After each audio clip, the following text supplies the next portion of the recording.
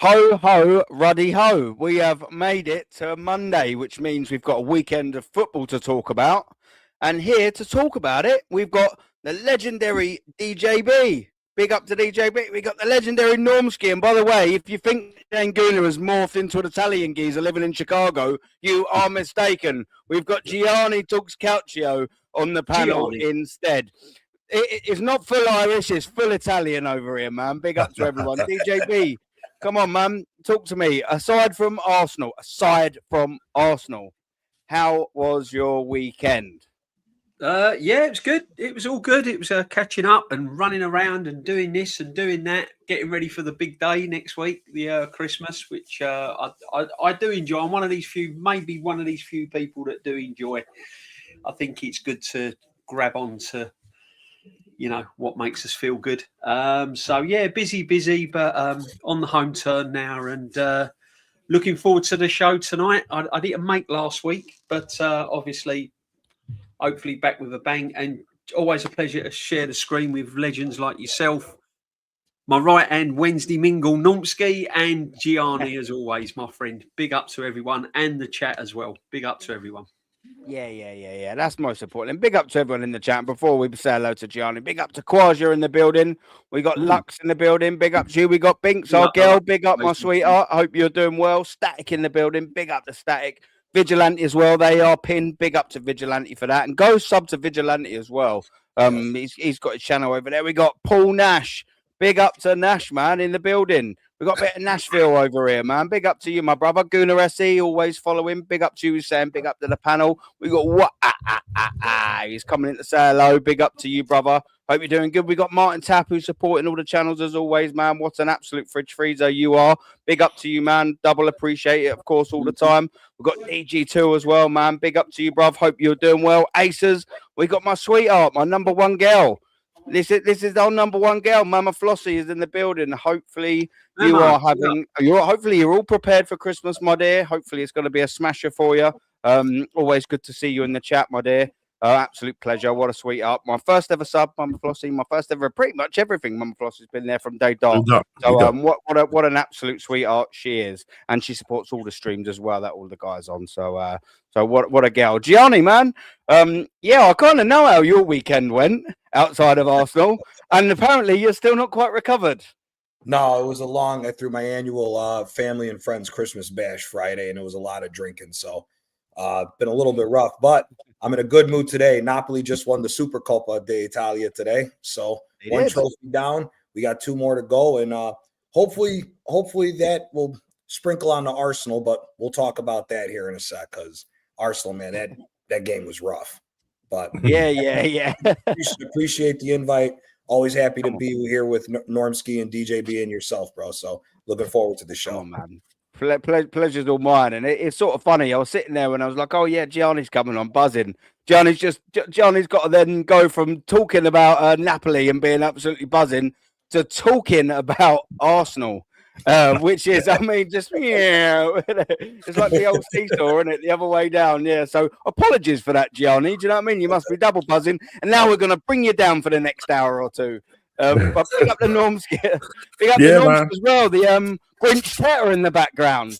Yeah, that's right, mate. Grinch ball. That's what we've been seeing for the last 4 or 5 games. It's absolutely Grinch settings, mate. Big up to Gianni, big up to DJB, big up to Aaron all the time, and obviously big up to the world class chat. It's fantastic. Looking forward to Christmas.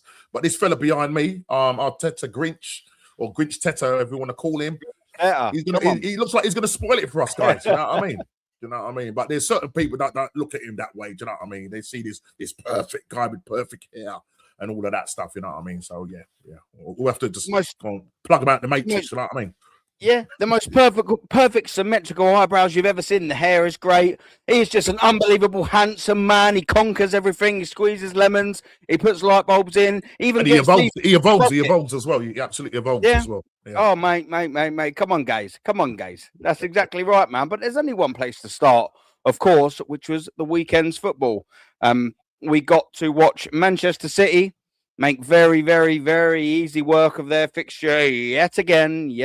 We got to watch that on Saturday, and we got to watch Arsenal for the first time, actually, in a little while, go to second.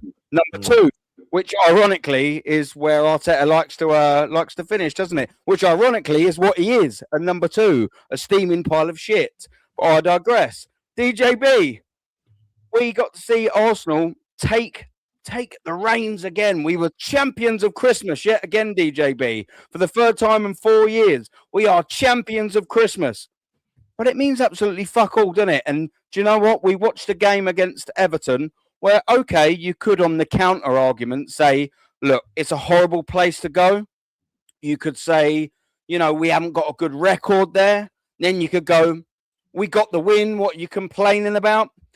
When you factor in the last 6-7 Premier League games and then that performance, yes, we got the win, DJB, but there is a lot to complain about. There's a lot to worry about. And there's a lot of I told you so coming in sort of this, you know.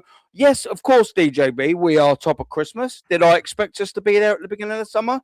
No, I didn't. However, that doesn't mean to say we can't critique. Doesn't mean to say we haven't got an opinion. Doesn't mean to say we can't be cautious. And I believe there's a reason why 6 weeks ago, when we were 7 points clear and this is the best Arsenal team you have ever seen, rubble. And we were going, maybe just calm down. There's still a long way to go. It's kind of proving that, isn't it, DJB? It was anything but pretty against Everton, wasn't it? What did you sort of make of that Saturday evening fixture, my friend? Oh, you're on mute, D. You're on mute, mate. You're on mute, D.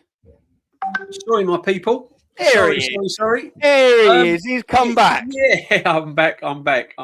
That's why they call him Slim Shady. Saturday was that bad. I didn't really want to talk about it. That's why I was on mute. I'll be honest with you guys. That performance Saturday is quite a few performances that I've seen over the season so far. People say, "Oh, you know, it's a one-off. Oh, you know, we've been playing well," but I can count probably 2 or 3 games where we've played well this season out of 17. Other than that, it's not been brilliant, and Saturday just proved that. Problem is with Saturday is that you are now looking at an accident waiting to happen. Yeah. It's written in the stars. Mm-hmm. That performance Saturday tells you everything you need to know is what is just coming round the corner. What is round the corner? And what is round the corner, apart from a couple of injuries, is complete disaster. Because we should be beating the Everton side comfortably. I don't care whether it's an hard place to go or not. If you're going to win the league, you've got to go to these places and put on a performance as well as a result. We keep hearing about we've got the squad and we've got the depth and we've got the creativity. We've got the missing piece, our number 9, etc., etc., etc. So we should be going to Everton with players missing and putting in a performance. Instead of that, what did we get? We got the same old predictable lineup. We got the same predictability in the performance. We got the same predictable show out of the captain. No Eze, no Madueke, no Wanyeri, no attacking flair. We bring Merino on in midfield just to lock it all up because he's frightened of what's going to happen. And this is a manager really that's just living on the edge. He's living on the edge. That is basically what he's doing. He's winging it and he's living on the edge. Once it starts to slide and goes wrong, this manager's not going to be able to turn it round. That's a fact. And it is going to go wrong. Yeah. If that Everton team had showed real big ambition and really, really thought, do you know what, these are there for the taking, and really, really showed some ambition. They had a bit more stardust in their team, innit? Yeah, we'd have easily come out of there with no points at all. Yeah. I predicted a 1-1 and a 2-1 Everton. I was quite not disappointed with Everton, but I was in a way because if they'd have really shown ambition, they could have probably put up a better fight. There's a couple of things wrong with this Arsenal team, Aaron. One of them's the captain, Odegaard. The fact that he's come straight back into the team is the biggest problem. Yes. You can see that it's upset the apple cart immensely. Do you know what, Dee? Just quickly, can I jump in there? Just yeah, of course you can, mate. I'm all for a manager to make decisions to upset the apple cart if Hmm. it's a good decision. Now, If by it's that, I really- sort of mean, do you know what? If he goes, Eze, all right, cool. Yeah. Odegaard's back now. Odegaard's come back in, and he's got in his 4 games that he's back 3 assists and 1 goal. I'm like, okay, cool, and and they've led to actual productive points. Yeah. I'm like, okay, I kind of get it. You've got a squad to manage. You've decided to take Eze out. You've brought Odegaard in. And he's getting you points. He's bringing in performances. He's the captain. He's giving you 2 man of the matches that are legitimate, not the fraud Keown ones, of course. He's giving you assists that have led to goals, that have led to points. But he's done fuck all. No, exactly. And this is the problem. And players see that, Aaron. Eze's sitting on the bench. Can you imagine what he's now thinking? Because he's already shot to pieces Gyökeres's confidence. He done that in a press conference when he said, Havertz, we're missing our number 9. Yeah. So that was Gyökeres's days numbered, and that was his confidence shot to pieces there. He's now done it with Eze. Eze's sitting on the bench and he's looking at Odegaard thinking, what can I do now? What am I doing here? What am I doing here? When I do get a chance, he plays me on the left-hand side and I've got to play a left wing-back role, which is not in my makeup. So he's looking at that. So Eze's now shot to pieces. So Odegaard's got to step up. Now, I'm not saying Eze's done enough for me consistently throughout the season to get a regular first team place. But as you just said, bring someone in that's going to make a difference. Now, the problem is with Arsenal Football Club, going for a title and a Champions League, we've got 2 number 10s that ain't really ripping up the show on a regular basis.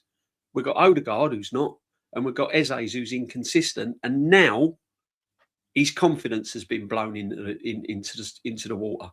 So now we've got 2 number 10s in key positions, going for a Premiership title and a Champions League, struggling. So everything now is squarely face on in Saka's hands. Saka is now got to carry the team once again, because you ain't getting it from the number 9 in Gyökeres. You're not getting it from your number 10s, and your left-hand side is a bit of a flip of a coin. Trossard can show up. Brilliant. Martinelli, forget about it, 90 minutes, right? So our attacking third is still desperate, really desperate. And they're the concerns I'm worried about. We saw it against Everton, and we've seen it countless of times over the season. And if you're relying on Saka, which, by the way, is not really pulling up any trees, you're seeing glimpses of him, you're seeing moments which fit the team, moments, we're in trouble. We're in trouble. Because if you compare that to Man City, who are firing on all cylinders in the final third, defensively they might have some creaks.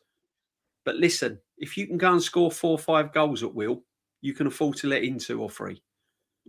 And that's what City have in abundance. Their goal difference is better than ours, by the way. So they've even gone past that. They've got Cherky coming back they've got Cherky that's now finding his feet.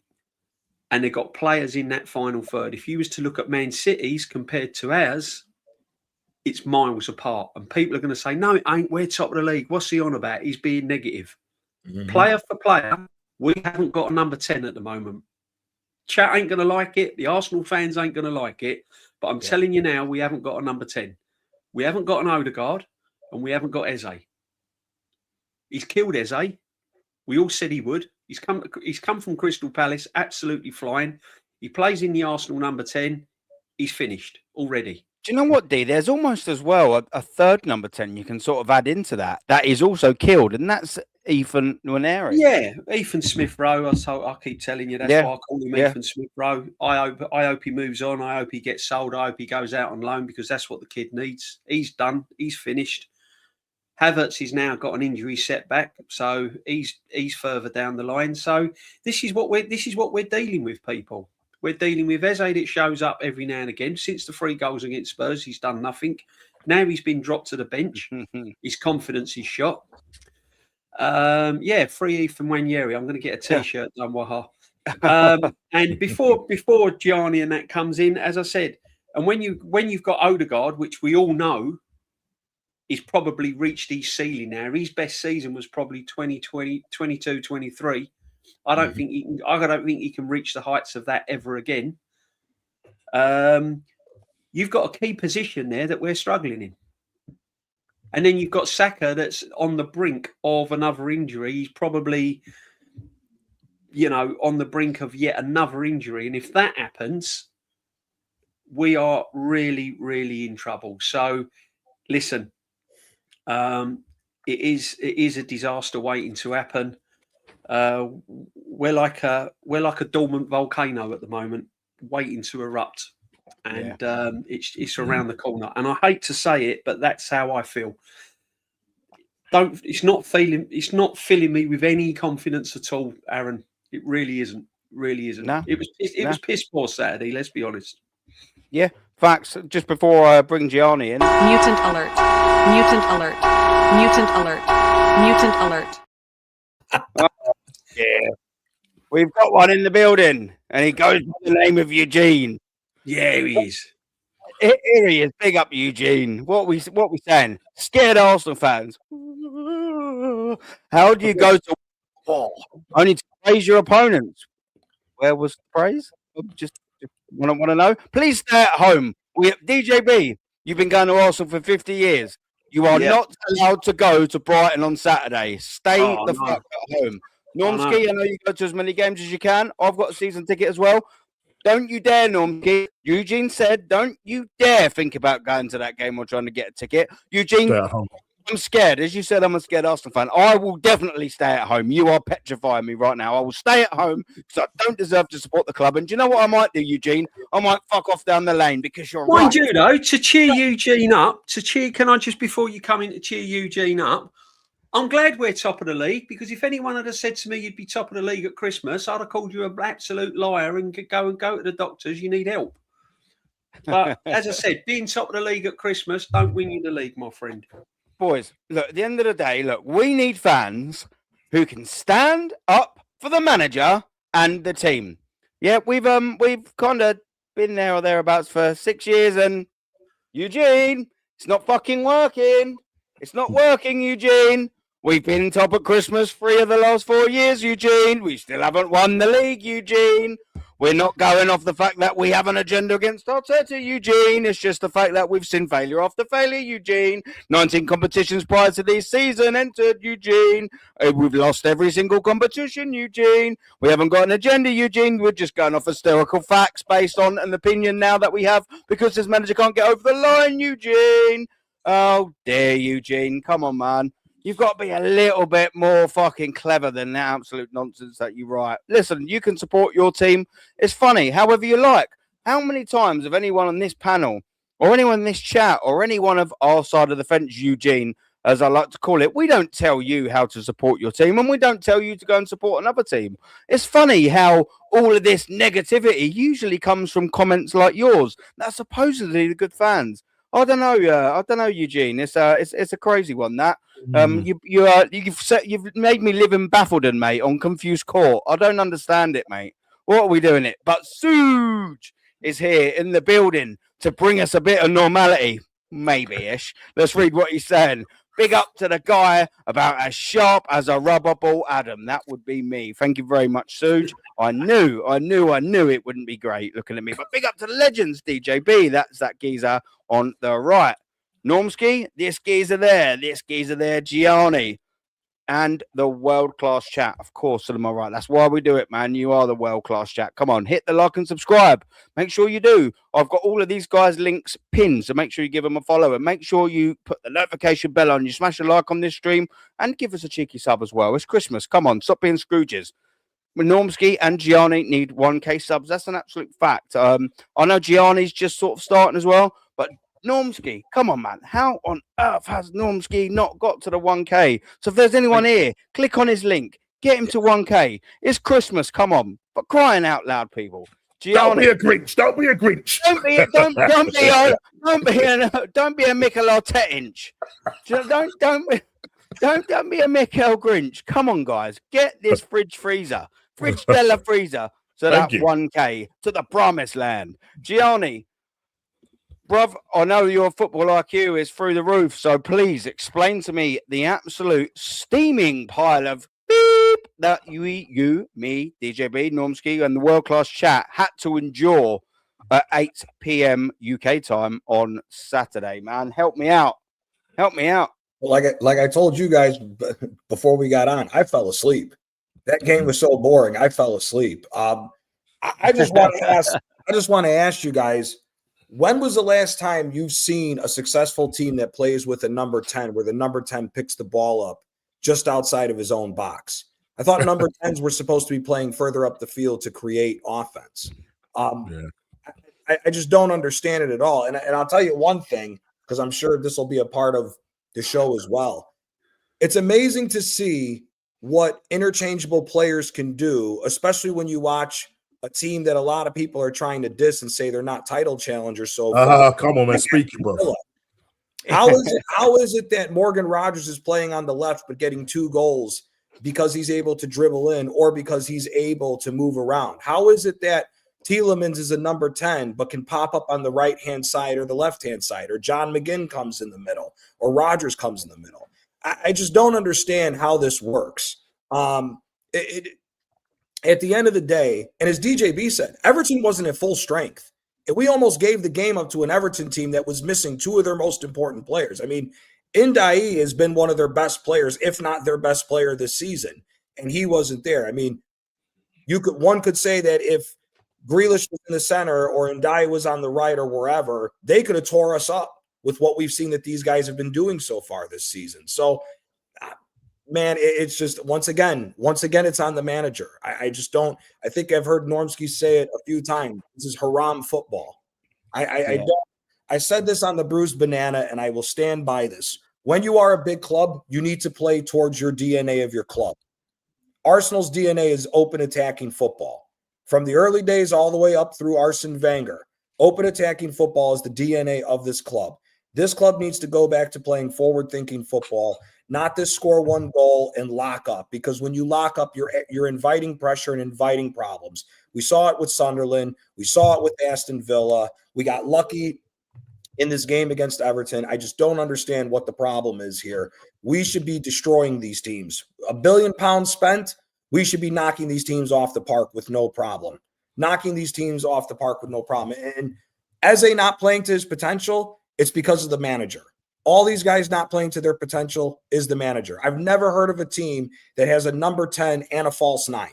Never heard of it. We're trying to do the impossible here. So, man, it's down to the manager. It's clear as day. And anybody who's still protecting this guy just doesn't want to see it and are just blinded and are going to do anything that the manager says because they're for Arteta FC and not Arsenal FC.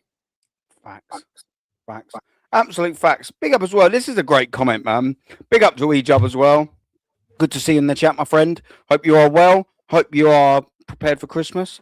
Hope you're going to have a lovely Christmas if I'm not online and streaming. Big up to you, brother. I see Top Gooners on social media saying that Arteta's first 3 seasons, however you want to say it, doesn't count because it was a rebuild.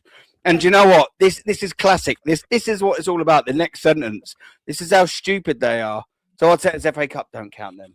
I mean, mate, thankfully, Ejub, you'll come in chats like us. Thankfully, you support people like DJB and Gianni and Normskis because, come on, man, you can see past the absolute bullshit. And that's what we're trying to say. We're not trying to say we're right. We're not trying to give it the big I am, Charlie Big Bollocks and all of that. We're just giving our factual opinions, our honest opinions and what we think, man. And come on, we are not naive enough to go, our first 3 seasons don't count. Do you know what?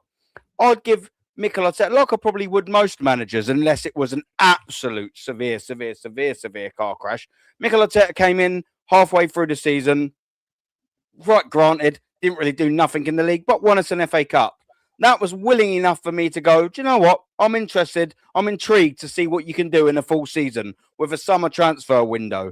You know, you've won us an FA Cup in 6 months. Cool. I think for me, maybe you do get a little season. Let me see what you like. You've won a trophy. Let me see what you can do. After that, first full season where he gets us to 8th again, come on, enough. Get up, get away. You've had your full season now. You've had your trophy. You finished 8th again.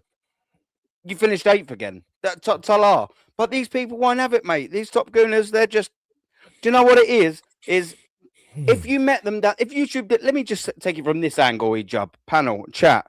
If YouTube didn't exist and there weren't a bit of coin in there, there weren't a little ladder to climb, there weren't this and all of that, all of these people, Ejub, chat, that say to you, oh, yeah, you know, just give him more time, this and all of that. If you met them down the boozer, they'd say the complete opposite. If they want a ladder to climb, if they want a channel to get on, if they want a coin to be earned, they wouldn't say this bollocks. They wouldn't say this bollocks. It's just is what it is. It's facts. Normski, what did you make of Saturday, man? I can't envision that you're too pleased about the absolute steaming pile of shit. What I'm seeing for the last couple of games is there's a worrying pattern that I'm seeing with this Arsenal side. So just when it just comes to their creativity, you know, you got the likes of Tom Canton, the likes of Zippy talking about that, you know, Odegaard was so exquisite in the second half and whatever. Well, if he was that exquisite, yeah, why is it that we only had 2 shots on target? Yeah. Why is it that our shot accuracy was only 15%? We had 13 shots and only 2 shots on target for the whole game. And yet again, a penalty, not from open play, a penalty to save us yet again. O'Brien decides that he's going to play volleyball instead of head the ball. Yeah, because when the ball came over, I thought, Calafiori's got his head on that, you know, and he's obviously mistimed it and it's gone wide. They've looked back at VAR and thankfully it ends up being a penalty. You know, not Odegaard. It was, wasn't it? I mean, he's trying to do his best LeBron James impersonation, wasn't he? I mean, it was ridiculous. I mean, what are we doing here? Do you know what I mean? But I mean, listen, look, Glock took it well, but it was interesting, the body language between when Odegaard had the ball in his hand. And I'm sure he didn't want to give that ball to. Glock, because Glock sort of kind of walked over to him a lot. So listen, just give me the ball before I break you in half. Yeah, that's probably something to that effect. Yeah, and he kind of walked away and was thinking like, but Glock needed that, and Glock really needed to stay on as well. Massively. He needs to stay on to get his, you know, confidence back and everything. Yeah, but he decides that he's going to take him off and bring on Jesus. Jesus didn't really make any difference, but people want to big him up and say, "Oh, no, he links up play. He done." Do you know what though, Norms? To be fair as well, there's scope to say that you could have left both of them on. You could have Gyökeres on there, and we've seen seasons that he plays at right wing or not as a striker for Manchester City. You could have had both there, but then that alludes to, and I know you was going to get to that. That alludes to the fact that this manager has absolute no in-game managerial nous whatsoever, and if he ain't going to get it after managing and learning at the 3rd biggest club in the country after 7 seasons, he's never going to get it, is he? This is basics, Norms. Yeah, I mean, what you just said there, just nail on the head. He's not brave enough. Simple as that. If he just done something as simple as just keep Glockers on, bring on one, and just change the formation. You know, what's the problem? But no, not this guy. Literally born everybody light for light. Moreno came on for Odegaard. Well, Odegaard stayed on to the 88th minute. Yeah. He bought Jesus in the 65th minute. You know what I mean? And so you look at this and you're just thinking, well, what did he really change? What did he really change? And there was a little worrying moment yet again. You could see, I was just thinking, as the game was progressing, Everton were growing in confidence. And when I talk about formation 4-3-3, I can't remember what formation Everton were. It might have been 4-2-3-1. And me and Matt have always talked about it, and I'm sure we're going to talk about it in terms of them having more in the midfield. And even though we might have had more possession, but when you look, it was like watching. I was on the phone with Matt, and it's like watching the game, and it's like another hole in the middle of the park because there was no one there. There was no one there. You got Odegaard dropping deep. I think Kwanzaa said it earlier on. It's like he's playing like a number 8 box to box. But the thing is, he doesn't do anything. He's not like a Patrick Vieira who picks up the ball, drives at them. What he tends to do is he picks the ball up, he runs to the halfway line, and then he plays it sideways. Or then if he does get into the last third, he's either going to do a scoop shot or he's going to play it wide. His heat map is literally on the right-hand side. You compare him to Eze, who plays right across. So his heat map is right across. So he's occupying. As a number 10, you should be occupying that space, not just playing on the right-hand side. And that's why we become so predictable. And, you know, we heard that when Saka was injured and Odegaard was, you say, you can't wait to get that trio back. It hasn't made no difference, guys. It has literally not made any difference whatsoever. And again, it was just literally sitting there yet again. And it's a worrying pattern. It's a worrying pattern that we are playing like this. And if we think that we're going to continue to play like this, it's not sustainable, guys. I'm watching Man City. I'm watching them. Honestly, they didn't look like they came out of second gear. They didn't even look like they come out of second gear. They just played their football with a smile on their face. You know what I mean? It's just like you look at Haaland, and he's doing the old robot and everything. Chertsky, Reinders. These guys are just cruising, guy. They're playing with a smile on their face, aren't they? Exactly. They're playing with a smile on their face. They look tense, they look stressed. No, they're playing with this geezer watching them behind me. Right? That's what's happening. They see this geezer. The old Grinch. The old Grinch Teta. That's what it is now. This is what we're seeing. Grinch Teta ball. And it's literally Grinch Teta, mate. Yeah, and I'll say it again, it's a Ram football, man. I'm going to keep repeating myself. I've said it on DJB show. I've probably said it last week, and I said it on the Bruised Banana. Look at what Daniel Farker's done with Leeds.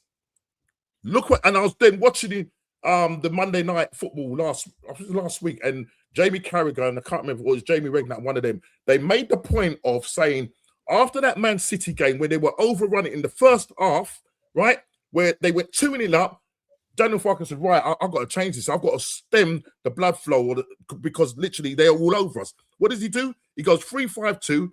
Literally, Leeds were camped in their half. They got it back to 2-2. Extra time, in injury time. Yeah. Foden, quality, scores a winning goal. The second game, Chelsea, who was cheering after, drawing us, go to Leeds. You think, oh, that's a Chelsea result. No, 3-1. Liverpool go there. Liverpool are 2-0 up. They then go 3-2 up. They get a draw. You know what I'm saying? They just look the other day. Look what they slapped. Who was it? They beat 4-1. Who was it that they played them just beat 4-1? What was the team? Was it Newcastle? No, it wasn't Newcastle. It wasn't Newcastle. Who did they beat 4-1? Just Leeds. recently. Leeds, yeah. Palace. Yeah, Palace. That's They literally played them off the park again. Look at Dominic Calvert-Lewin. He's in a purple patch right now. So he's literally stayed as 3-5-2. Yeah. Why can't Arteta do that? Why can't he change his system? As you said, he's not got it in his locker. Yeah, that's what I'm saying. But as you said, Aaron, leave Glock on, bring him on, occupy the defenders. But it's the same old, same old. It's what it is, right? We just got to live with this. And then you got guys protecting him. You know what I mean? You've got Mr. Igal protecting him. You've got Igal protecting Odegaard. Obviously, Odegaard and they're cut from the same cloth. So that's the reason why. What is Igal? Yeah, what is he on about, man? So, for me, absolute bore draw. Absolutely not bore draw. It felt like a draw, but like absolutely boring game. And yes, we're top of the league going into Christmas. But what does it really matter? So what? So what if we're top of the league? We've done that 3 times. What is the end result? What is the end result? Right, so for me, unless Arteta changes his ways, the players included have to step up as well. Because I think sometimes they approach games and think, it's only Everton, it's only Wolves. I mean, Wolves was disgusting last week. And then we come with this performance. So listen, tomorrow we play Crystal Palace. I hope to see the likes of Eze back. I hope to say Madueke, who scored 2 goals in the Champions League. The guy doesn't play 2 games going. What's going on? What is this geezer thinking of? And then he wonders why the players are injured. Oh, it's a mystery. The mystery is you, Arteta. You're the one that's causing the problem. Nobody else but you. Do you know what it is? It's not even a mystery as well. Do you know what the right phrase is to use for Mikel Arteta? The common denominator. That's what he is. He's the common denominator. Mm-hmm. He is the one that's been there from day dot. Pardon me. Been there from day dot. He is still there. Why is everyone blaming everything else but the geezer that's been there from day one? When can you start looking outwards and just going, do you know what? Maybe it's just the manager. First off, before we move slightly move on, we want to say big up to El Capitan Lee Reacts for the radio. Big up to everyone that's come over. Make sure you give a sub to the DJB, to Normski, and Gianni Talks Calcio as well. All their links are pinned. If you can do the same for me, give us a cheeky Christmas sub. That would be wonderful. Smash a like on the video. That'd be double wonderful. And if you could put the notification bell on, that'd be treble wonderful.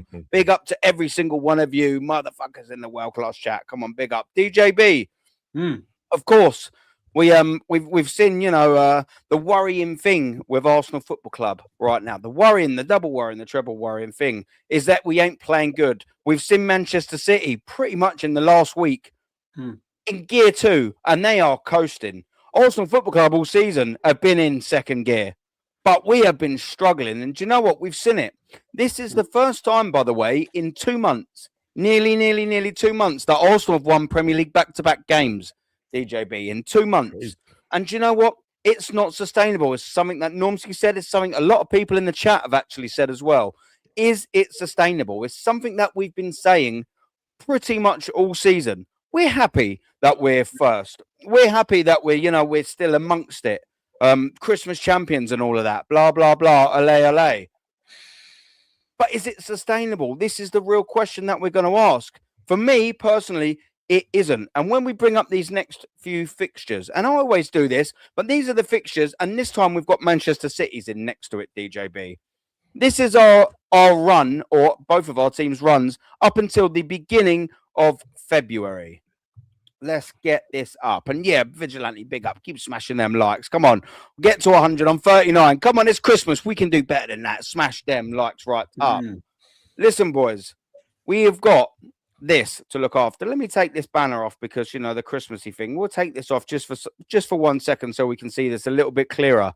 And these are our head-to-head fixtures. There's 7 fixtures until February, DJB. And this is where I want to go. We've got Arsenal v Brighton. We've got Villa. We've got Bournemouth away. We've got Liverpool at home. We've got Nottingham Forest away. We've got Manchester United at home and Leeds away. And the exact fixtures are for Manchester City. They have Nottingham Forest away. They've got Sunderland away. They've got they've got Chelsea at home. They've got Brighton at home. They've got United away. They've got Wolves at home. And they've got Tottenham Hotspur. Their bogey team, to be fair, away. We're on now our 2-game winning run. And I always say, where is our title winning run coming from? But when you look at these games up until February, which I think where we more know where Arsenal Football Club are as a team, we are 2 points ahead of them, DJB. Yeah. We are not playing very good football, DJB. No. Manchester City's run looks a little bit easier, DJB. Yeah. Can you see us being first come 1st of February, DJB? Well, I'll be honest with you, Aaron. I was shocked that Man City went ahead of us on Saturday. I wasn't surprised, but when you look at our team and when you look at the pedestal that it's been put on, Man City should not have been anywhere near us. Even when they won that game on Saturday, they should not have been anywhere near us. We should have done enough throughout the season to be clear. The fact that we're celebrating we're top at Christmas, the way we started the season, we should have been well clear of Man City anyway. The fact that we're not clear of Man City is alarm bells because Man City have been here, they've done it, they've worn a T-shirt. Players like Foden, Haaland, you can go through the whole of their team and they're all winners. And the biggest winner is the manager, Pep. He's not panicking. He's been here before. He'll pick up 3 points against Forest and he'll do it with ease. See, the problem is City are picking up 3 points with ease again. We're not. Yeah. We're struggling. And away from home, DJB. Yeah, and away from home. Even at the Emirates, Aaron. Even at the Emirates, we are not convincing. So we are struggling in every single game. Every single game, we're having to rely on a penalty, a set piece, a mistake by the opposition's defence to get over the line. City are just cruising. So are Villa, by the way. Hats off to Villa as well. Brighton Hove Albion, that's a bogey team at the Emirates. They can cause damage. Again, if we're not on it, they can easily come and get a result there. Aston Villa, that speaks for itself. Villa are flying at the moment. They're scared of no one. This manager has got Arteta's bookmarked, whatever you want to call it. So that's not going to be easy. And then you look at City. I think Sunderland away could be a tricky one, but I think they'll get over the line there. Chelsea at home, I think they'll win. I can't see City losing at home too many games now going into that run. Spurs away will be a tricky one. They've got the Manchester derby, which will be hard, but I think they'll get over the line now. But then we've got a Liverpool team that's coming to the Emirates. And they've just started to turn the corner. All right, I know they beat a 9-man Tottenham, but they're starting to get players now hitting a bit of form. Wirtz now is feeling his way into the team. He's starting to look the player that they spent the money on, which is a worry. Etatike is scoring goals, which he's done all season. So they've got a goal scorer and they've got Wirtz coming to the party. So when they come to Arsenal, that's going to be their first test, really. So that's not going to be easy at all. So the fact that we are struggling in every single game and City are not, That's the worry for me. And then you've got players that are kind of in the red zone, that are kind of carrying injuries, that are being rushed. Saliba's playing with an injury. That's why we're not seeing the Saliba that we saw last season, because he's carrying an injury. So he's an accident waiting to happen. You've got Rice now as well, still playing loads of minutes, that seems to be struggling in certain periods of the game. And then you've got this Zubimendi. And I said it on Lee's channel before I came on here. I want someone to sit me down and tell me and go through. And I've watched a lot of football. I want someone to sit me down and go, this is the reason why Zubimendi's world class. This is the reason why we bought him. Yeah. We've said it, haven't we? I don't see it, Aaron. I'm sorry. I don't see it. When people told me about Zubimendi, I was expecting this kind of, player that's going to break up play, that's going to be physical, that's going to defensively, he's going to be hard, he's going to be aggressive. And then when he's got the ball, he's going to run with it. He's going to carry it 30 yards. He's going to hit through the lines. Passes. He's going to spray passes over to the left. He's going to He's a lane breaker to the right. I don't see it. That's what I wanted at Arsenal. Man like Partey goes someone out to break the the door, lines from deep. I don't see it. But anyway, he is better than probably what we've got on the bench, if you like. But I don't see it. But anyway, so yeah, they got Reinders coming. They got Reinders coming back. They got Cherky that's improving every single game. Haaland speaks for himself. Foden speaks to himself. Doku's tearing up on the left-hand side. As I said, they will leak goals, but they can score goals. And they score goals for fun. Their goal difference is better than ours already, and that will increase.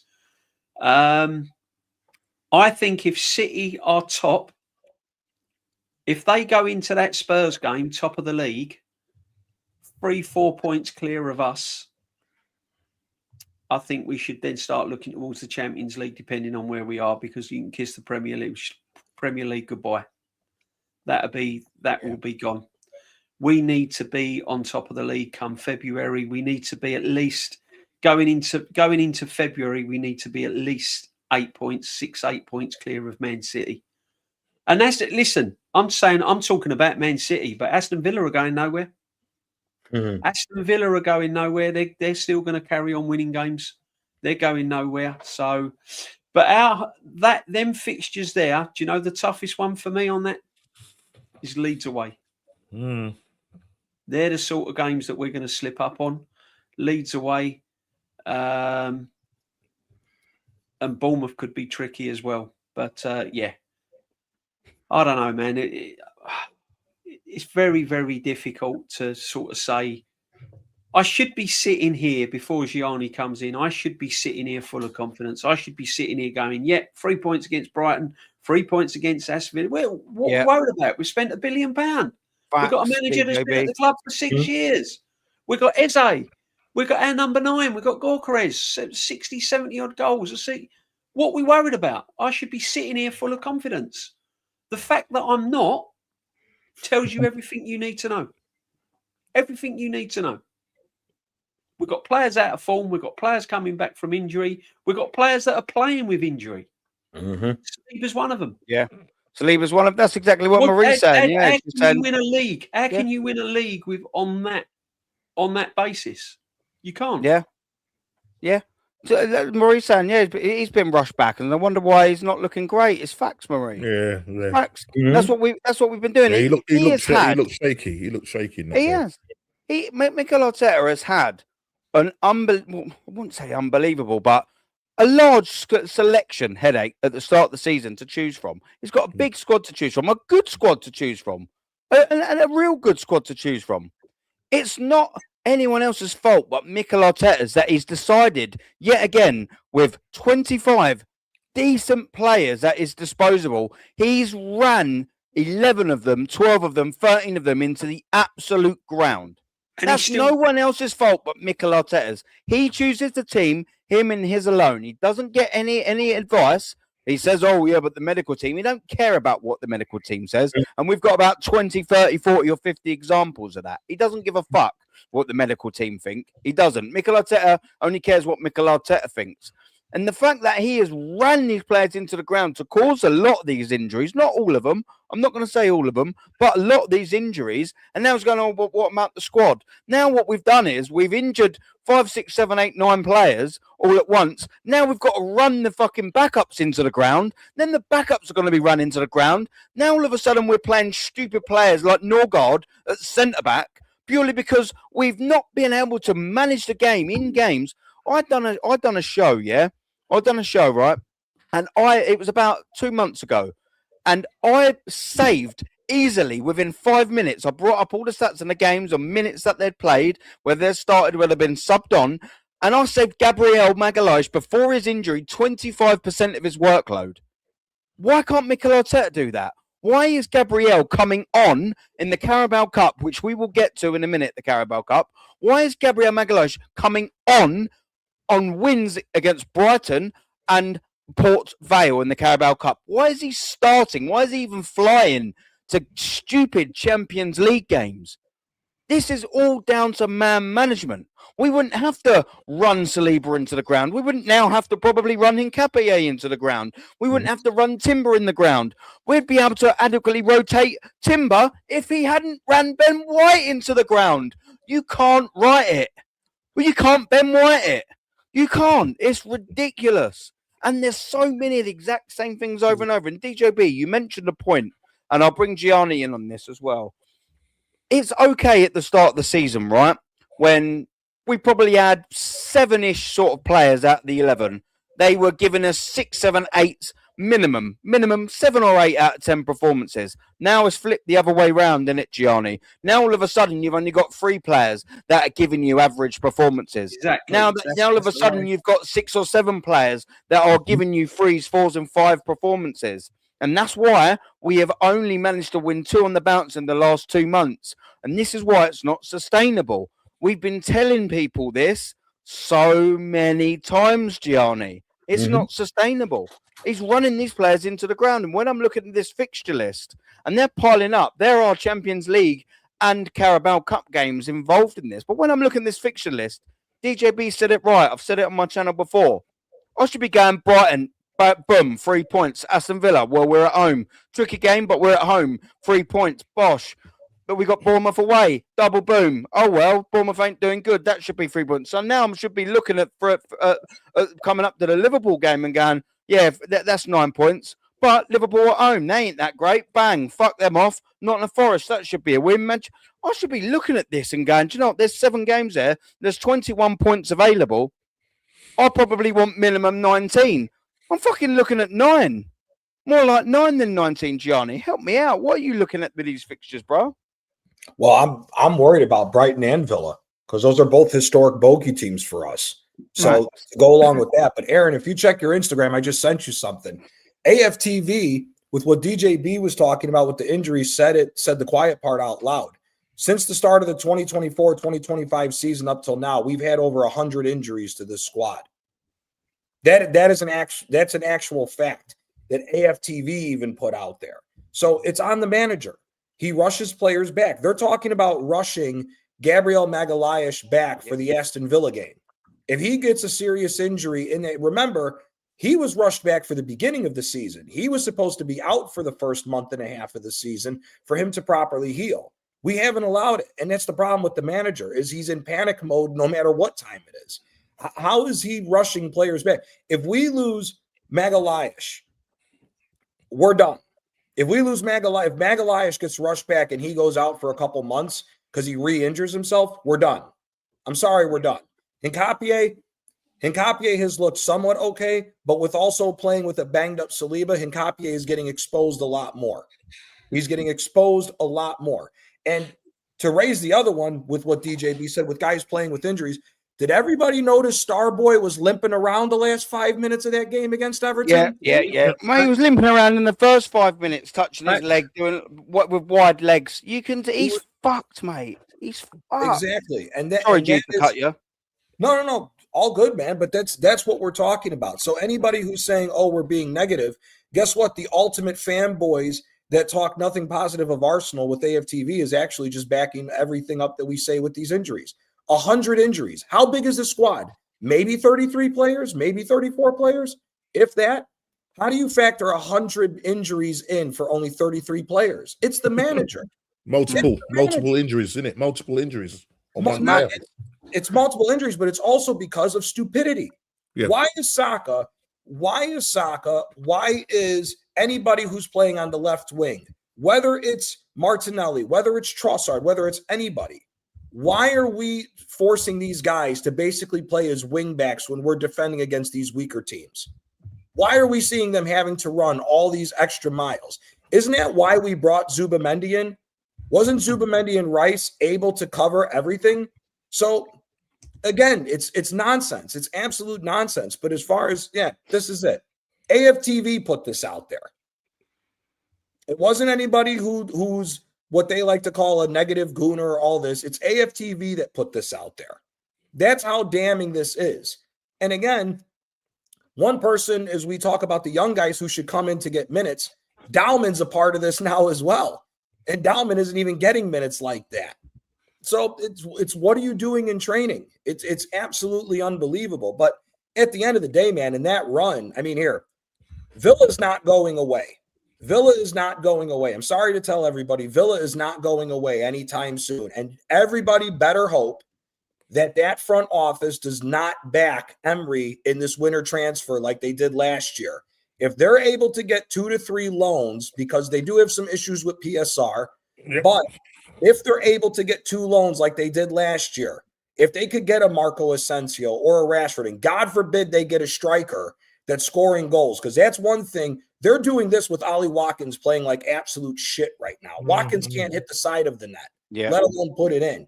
If they get a striker, we got problems. It's not just City, it's them as well. I don't think they're going away anytime soon, in my opinion. But again, it's on the manager. You should not be rushing players. It's £1 billion spent. I'm not hearing no more excuses for the injuries. I'm not. The injuries. No. Facts. First of all, last season, this manager was dumb enough to admit and say, oh, we knew we were coming in thin this season. And all the top gooners jumped on that comment and said, oh, we had to do this, we had to do that. Guess what? We weren't thin coming into this. We spent an extra £300 million coming into this season to bring us over the $1 billion for this manager. I don't want to hear any excuse about injuries. I don't want to hear it. Don't want to hear it anymore. That has been the nonsensical excuse that everybody has tried to use for last year's appalling situation that happened. It's not an excuse anymore. So now it's time to put your nose down to the grindstone and get through it. And if you can't, it just shows he's not that good of a manager. But as far as this run, we lost away at Bournemouth last year. Now, granted, they're in a bad run right now, but we should be winning this game. Liverpool, again, if we're rushing guys back and guys are banged up, I don't trust Saliba with the way he looks right now to go up against an informed Ekitike, because Ekitike is scoring goals. He gave Saliba some problems in that game anyways, even when he was healthy. Not Saliba. He was giving Magalhaes problems in the game that we had at Anfield. And he was decently fit for that game. So I'm not buying it just yet. And here's the other thing at the end of the day that's the biggest problem with Arsenal. We played down to the competition. Everybody of these top gooners the last few years have talked about Arteta's ability against the other big 6 teams. It's always the lesser teams that get the better of us because we play down to the competition. And when you see these runs of games, you see teams that we have dropped points before in the past that has cost us. Everybody remembers Aston Villa getting us in that week 2 years ago when Villa and West Ham got us, and it cost us the title that year. And Villa's already our bogey team. And the way they're playing, I'd even at home. Last year even. We went up 2-0. We took a 10-minute snooze in the game. They cost us points in that run. We ended up drawing 2-2. So just because it's at the Emirates doesn't mean it's a game that's going to win. Look at Brighton. When they came and embarrassed us at the Emirates a few years ago, they beat us. So none of these games are gimmies just because we're Arsenal, especially not the way we're playing, because our football right now is garbage. We're hoping that it's a hero ball or we're getting lucky with the refs. I mean, it was an act of God that the Everton defender wanted to slap the ball in midair. Maradona style. I know, yeah. LeBron. And it was an act of God that they didn't call a foul on Zubamendi when Barry beat him outside the box for a free kick shot. And it was an act of God that we didn't get a penalty call, because Doesn't matter if somebody's back is facing the goalie. We see that get called a penalty all the time. All the Across time. all Time the and leagues. time. Not just the Premier League, Time and across time all again. the leagues, we see that. So it was an act that we didn't get a penalty and Everton didn't take points off us. So no, right now, I want to see us play. I want to see us tomorrow come out and blow the doors off of Palace. After Palace just lost, we should come out and smoke Palace. If we do that, then I'll be more confident for these runs of games coming up. But like I said, we play down to the competition and it always kills us. Yeah. Now, facts. Just before we bring Normskin in, we will get to the Palace game as well, and we'll do a couple of starting lineups and all that. Bah! Mutant alert. Mutant alert. Mutant alert. Mutant alert. Oh, Nelson. Come on, Nelson. Nelson. Easy running, lad. No, Nelson. We are still top with no Gabriel, lad. Why are you moaning still? Nelson. We have great cover, mate. Nelson. We did have great cover until he destroyed them all, Nelson.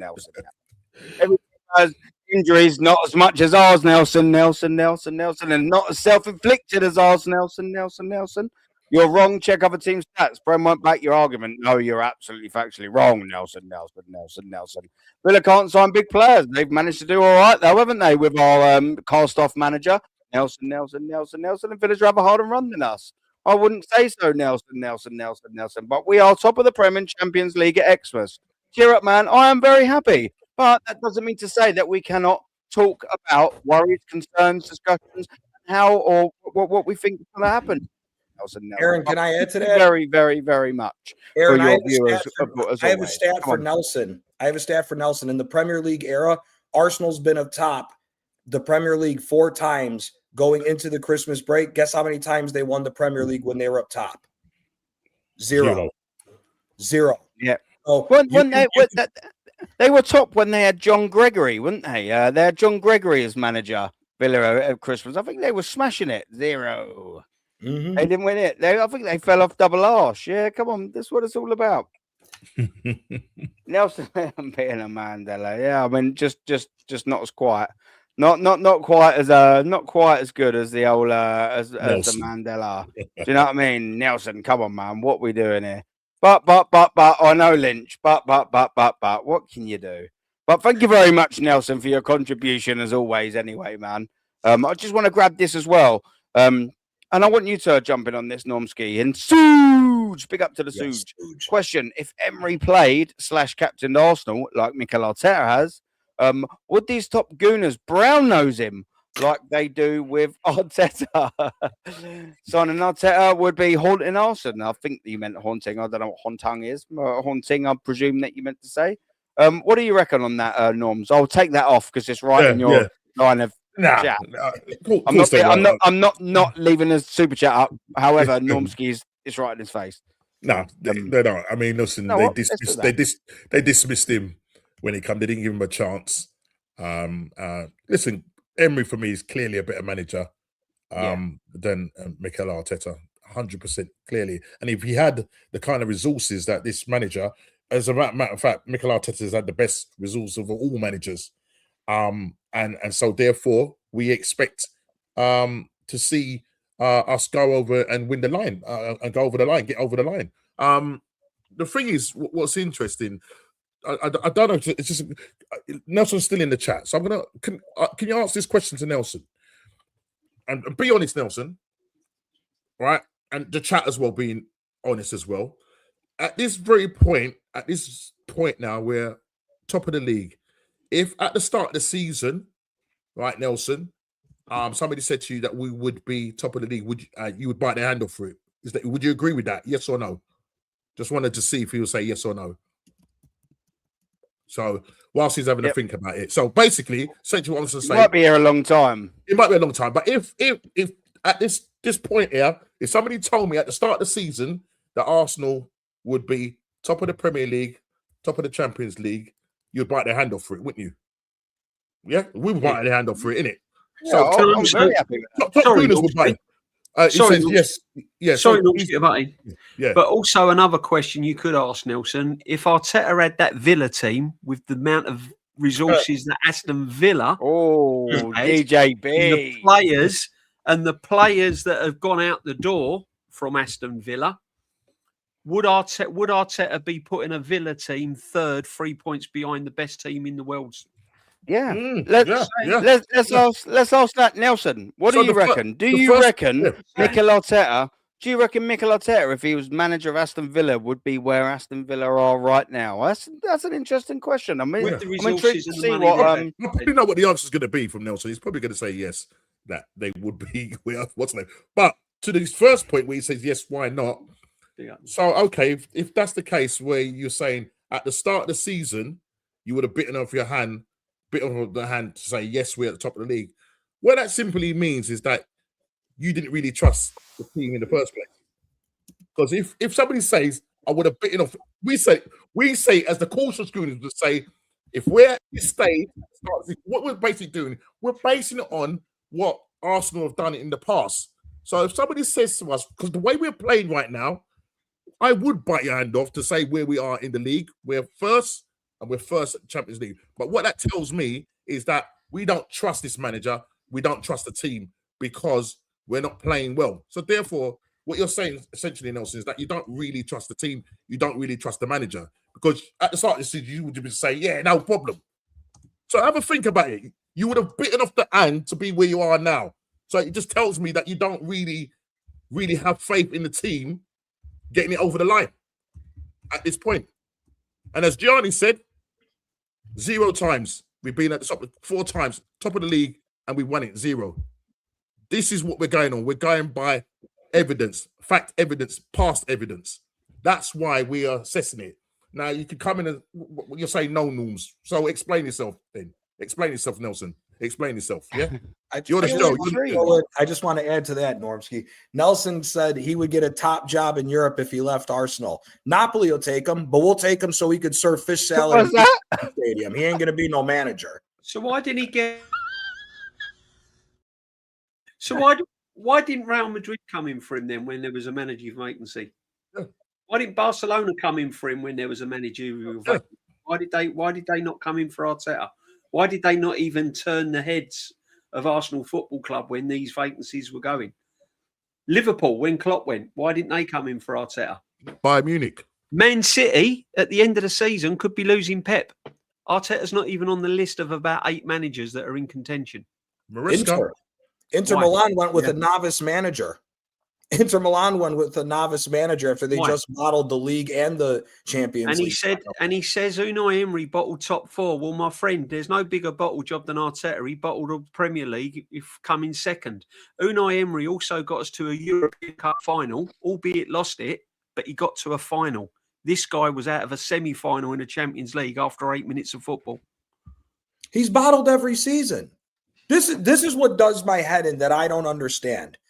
The year that he finished 5th, he had Arsenal in 3rd place and bottled it at the tail end of the year.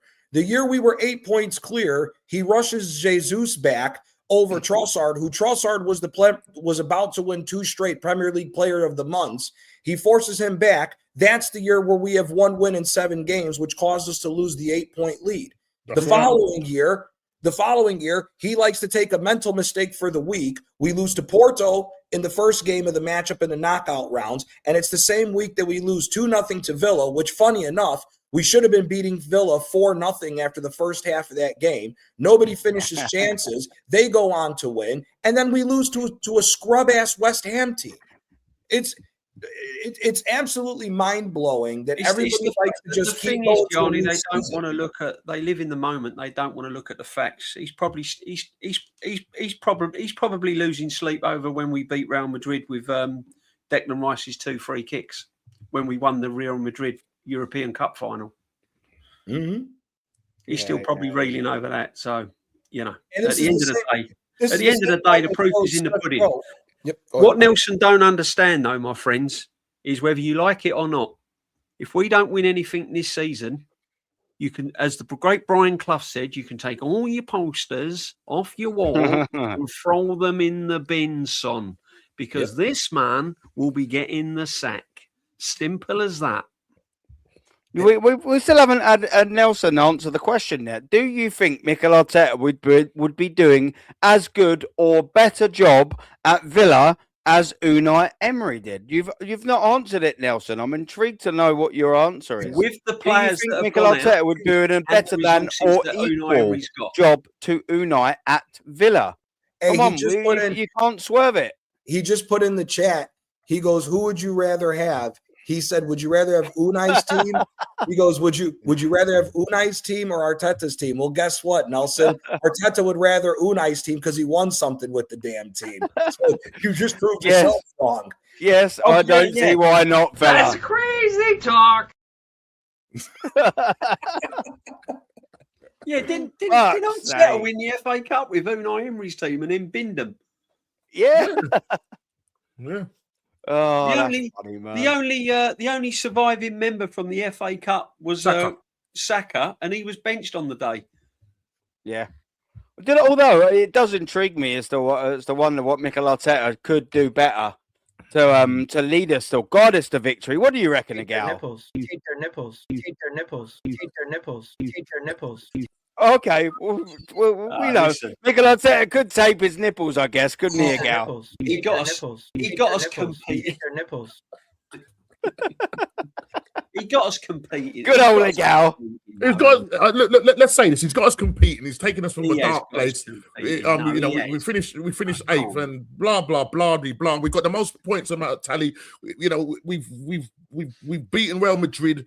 Apparently, PSG told us that we was better than them. And what else? I'm losing.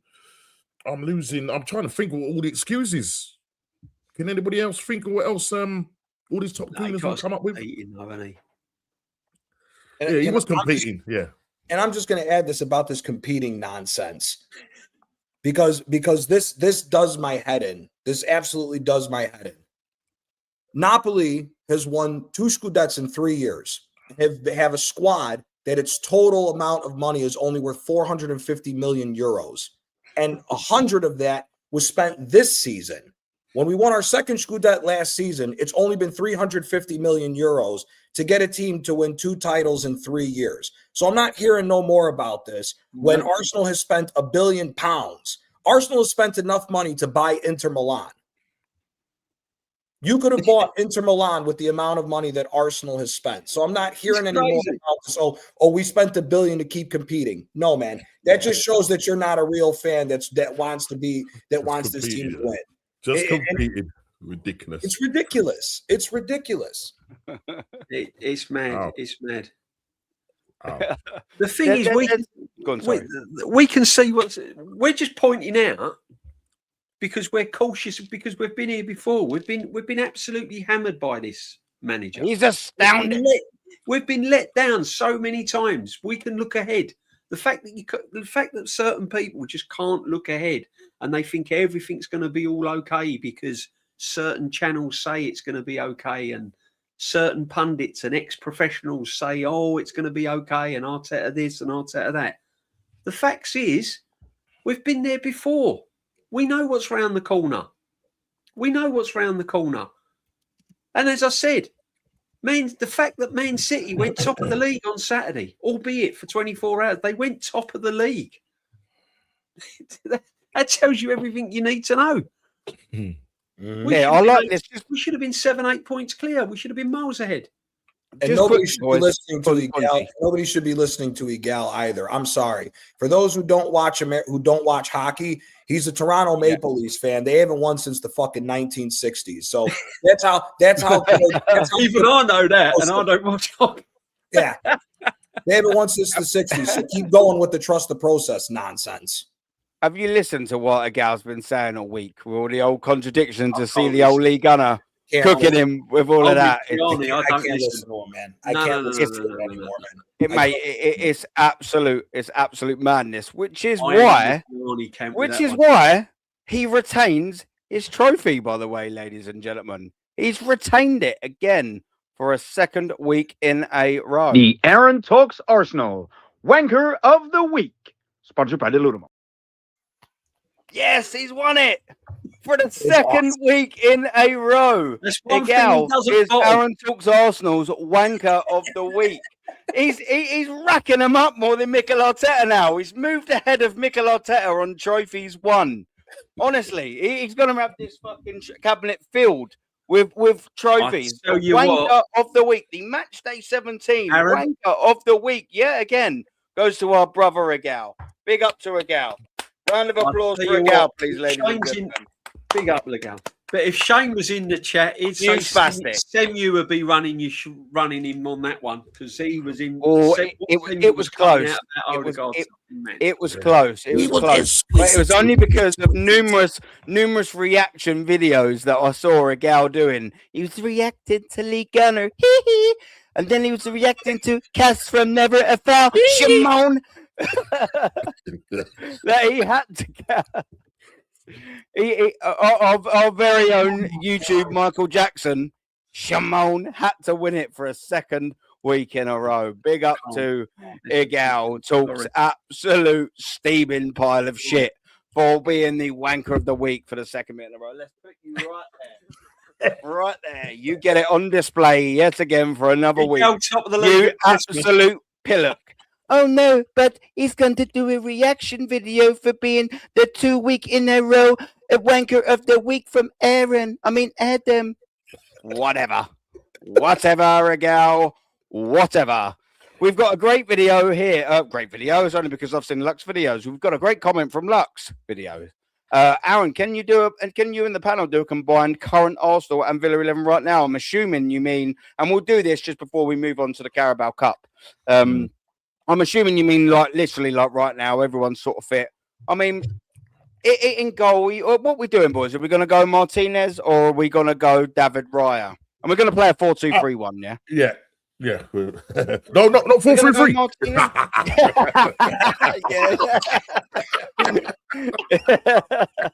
You're so predictable, Aaron. Come on. All right. 4-2. Okay. Well, I'll go with David Raya and go.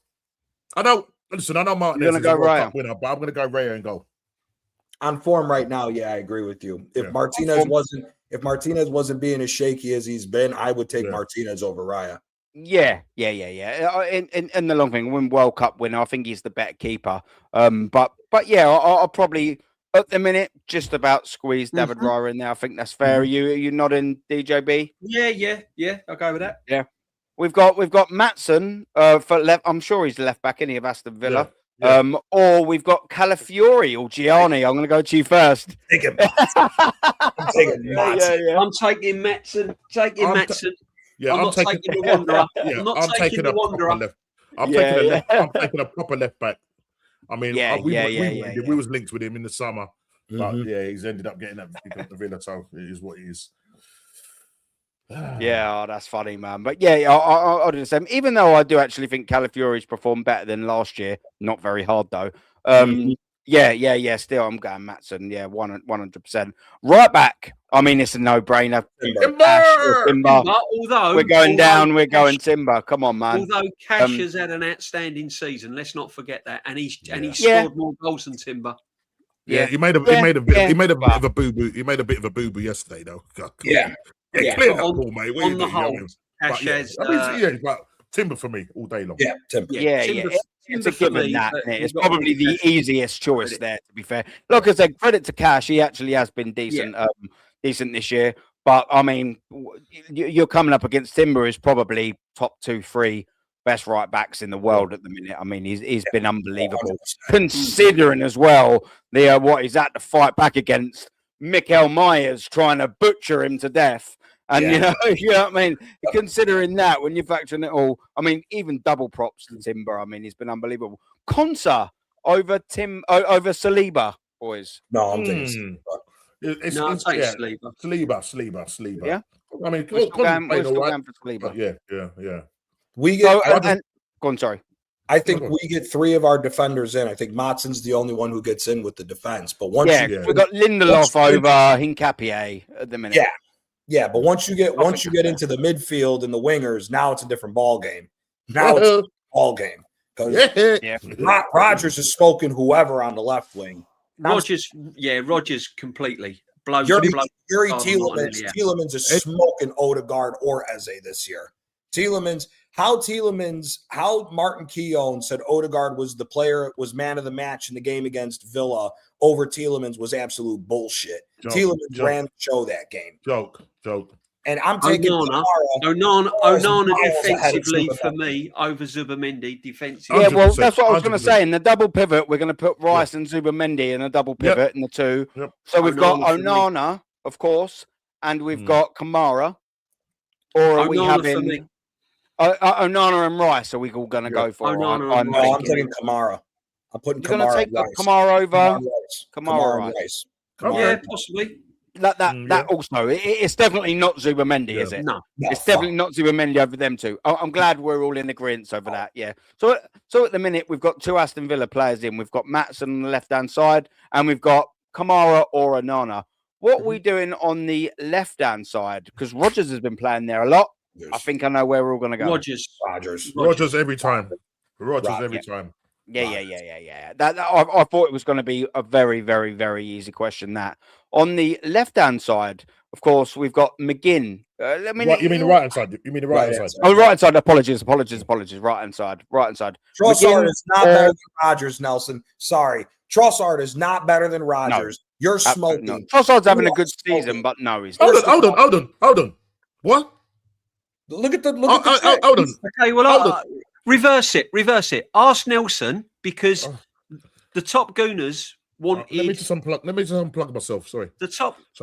People like Nelson wanted Trossard sold in the summer, and you also wanted Eze at left wing. What are we doing? Eze at left wing, right?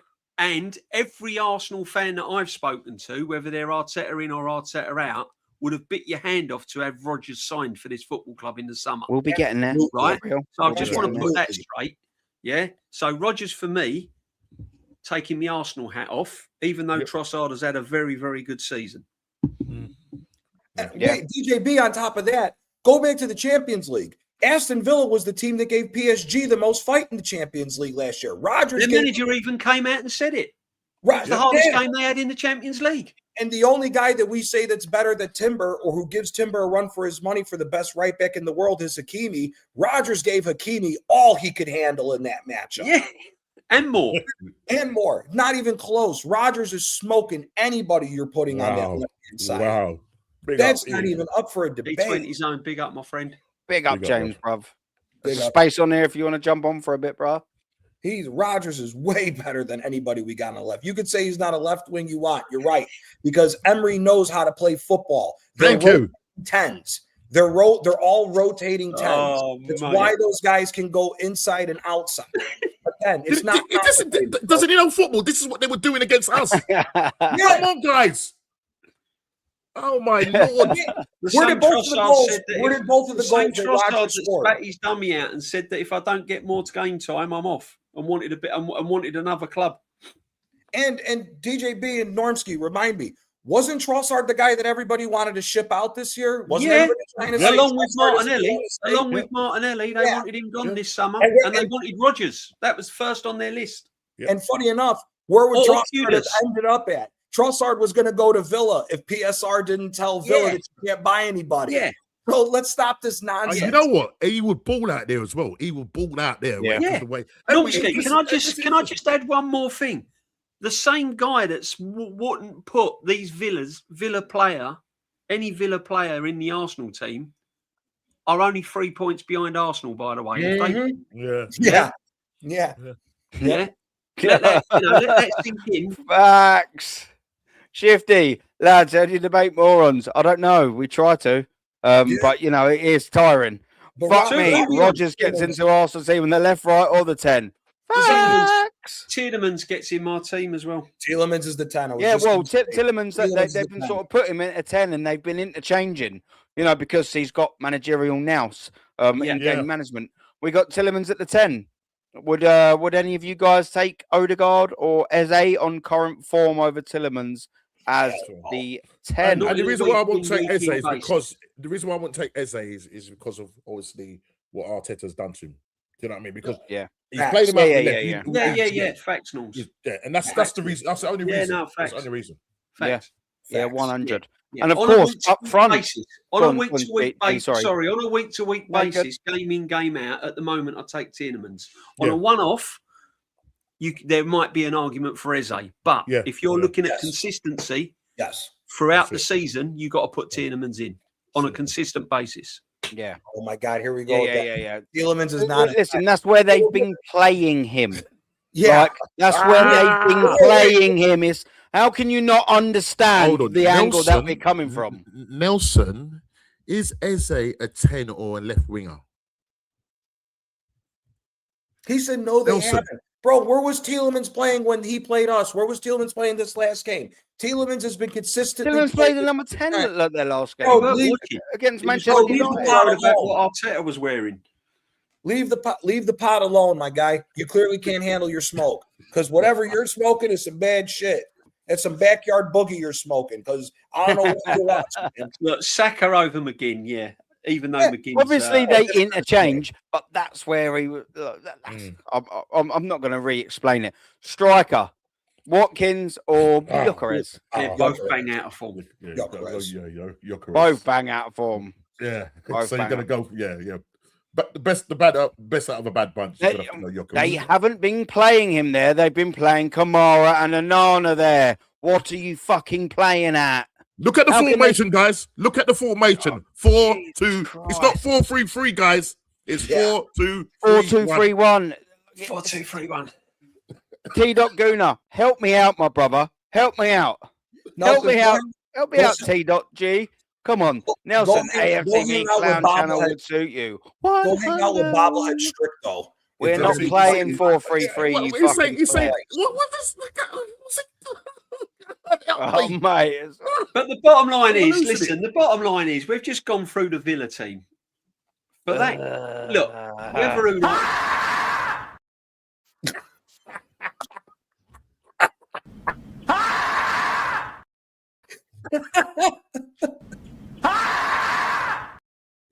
are crying out loud.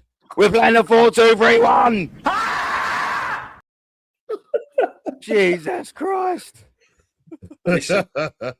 Oh, the my bottom line is you've got to give credit where credit's due. For him to get Villa where it is, where he started the league from, where he started the season, and where he is now at Christmas, you've got to give credit where credit's due.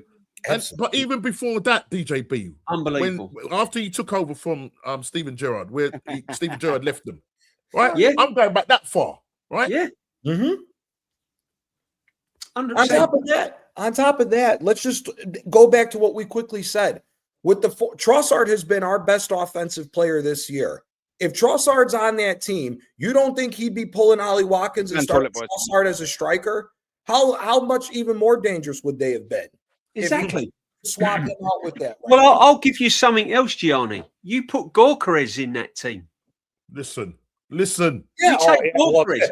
yeah. You take Gyökeres out of that Arsenal team. That man's in double figures this season. Listen, look Already. who's going to be. Look He's who's in going to double be Freddie. figures already, DJB. He Yeah, but might look- be in double figures already. How many assists is Rodgers on? And Tillemans. Does anybody can put in the chat? Just let them know. But you've got Rodgers feeding you. You've got Tillemans feeding you. McGinn feeding you. These guys can feed these players. And if you check it, yeah, they're playing with what 2-3 10s, right? 3 10s, 3 interchangeable 10s. What was Gyökeres doing at Sporting Lisbon? What was he playing with, guys? Please tell me. He was playing with 10s that were feeding him, right? Yep. We ain't got a 10 because we got a roaming number 8 that loves to play on the right hand side. That's it. What does he do? You need Saka to be great, Norms. You know what I mean? For everything to come together, Saka needs to be great, and Ben White needs to be in there as well. Yeah, that will sort out that equation over that side. Rodgers, Come on, man. and What we doing now? just for what you said, Rodgers is on 7 goals and 3 assists. Look He's at one this goal. man. He's one goal away from tying the entire season last year. Already this season. 10 GA after 17 games. 10 GA. Rodgers is more on form than Saka. Oh yeah. Oh, yeah. Rodgers' output this season is better than Saka, and yet the man in the chat's telling us that he'd put Trossard in front of him. And don't forget, Odegaard is better than all of them, but he's only got 1 assist. As I this said, season. it's true what Gianni Sorry. says. You give this manager, you give this Aston Villa manager a forward that's bang on striker. If he can get Watkins going from January onwards, we better watch out. I'm telling you. And Gorkarez in this Villa team would be. He will bang. He will bang. Nelson, He will bang in this team. He will bang in the Chelsea side. Anyone that plays with an out-and-out number 9 does work with a number 9. He will bang. I'm telling you. Even not an out-and-out number 9. Trossard, outside of Gyökeres, I think we can all agree from what we've seen the last 2.5 years. Trossard is the best finisher that we have. Pure finisher besides Gyökeres. He's the best pure finisher we have. He's a better finisher than Havertz is. That's for damn sure. So imagine you take our best finisher besides Gyökeres and put it on what Villa's doing right now. We major problems. Remember, Villa didn't score a goal for what, the first 5 games this year? That's correct. And now they're just on smoke with everybody. So again, if Villa finish above us, I'm not here. If he doesn't get sacked and Villa finish above us, I'm done. Gianni, that's an excellent little segue, because big up to T.Goon again, putting a big up, brother. Double appreciated, man. Segues me in excellently with what you just said, G. What if Aston Villa finish above us? Now that might be first and second. That might be second and third. We don't know. We ain't got a crystal ball. But what if they do? But Arteta wins the Carabao Cup. Don't matter. Doesn't matter. It doesn't, does it? Still, first of all, as an outsider looking in, if Villa was to finish above Arsenal, it would be the most damning thing ever on Arteta. Because the problem is this, and I'm not saying Villa's going to run all the way till the end. But you do have to commend Emery with where he has this team. The biggest talking point is this: Villa is the team that got screwed over more than any other team with this PSR nonsense because they couldn't spend. The fact that they had to downsize their club so that they wouldn't get hit with the point deduction, like Everton and these other teams, you have to commend Emery on the job that he is doing with this team. He made one signing. Villa spent $30 million on that Guisand, who's been a waste of space on that team. He has done absolutely nothing with that team. If he was to finish over Arteta, it is damning on Arteta that you spent £1 billion in the time that you've been here to build your team, and all you're walking away with so far, to go off of what T-Dot's saying, is a League Cup. Sorry, man. Not good enough. Not good enough. All the time. This is Arsenal Football Club. This is the 3rd biggest team in England. This team is supposed to be in competition for the league every year and should be demanded on winning every year. This club should be having the same exact accountability as an AC Milan, an Inter Milan, a Juventus, a Bayern Munich, a Real Madrid, a Barcelona. They should be fighting for the league title every year. Every year. Not this nonsense of, he has to wait for all his players. Trust me, man. The fans who backed it, you have to wait for all your pieces, you would never survive for any of those clubs if you were a fan. Not with that mentality. Nobody waits around for that. That's why they sack managers after a year or 2 years, because there's no time. Yeah. You don't get time limits like that.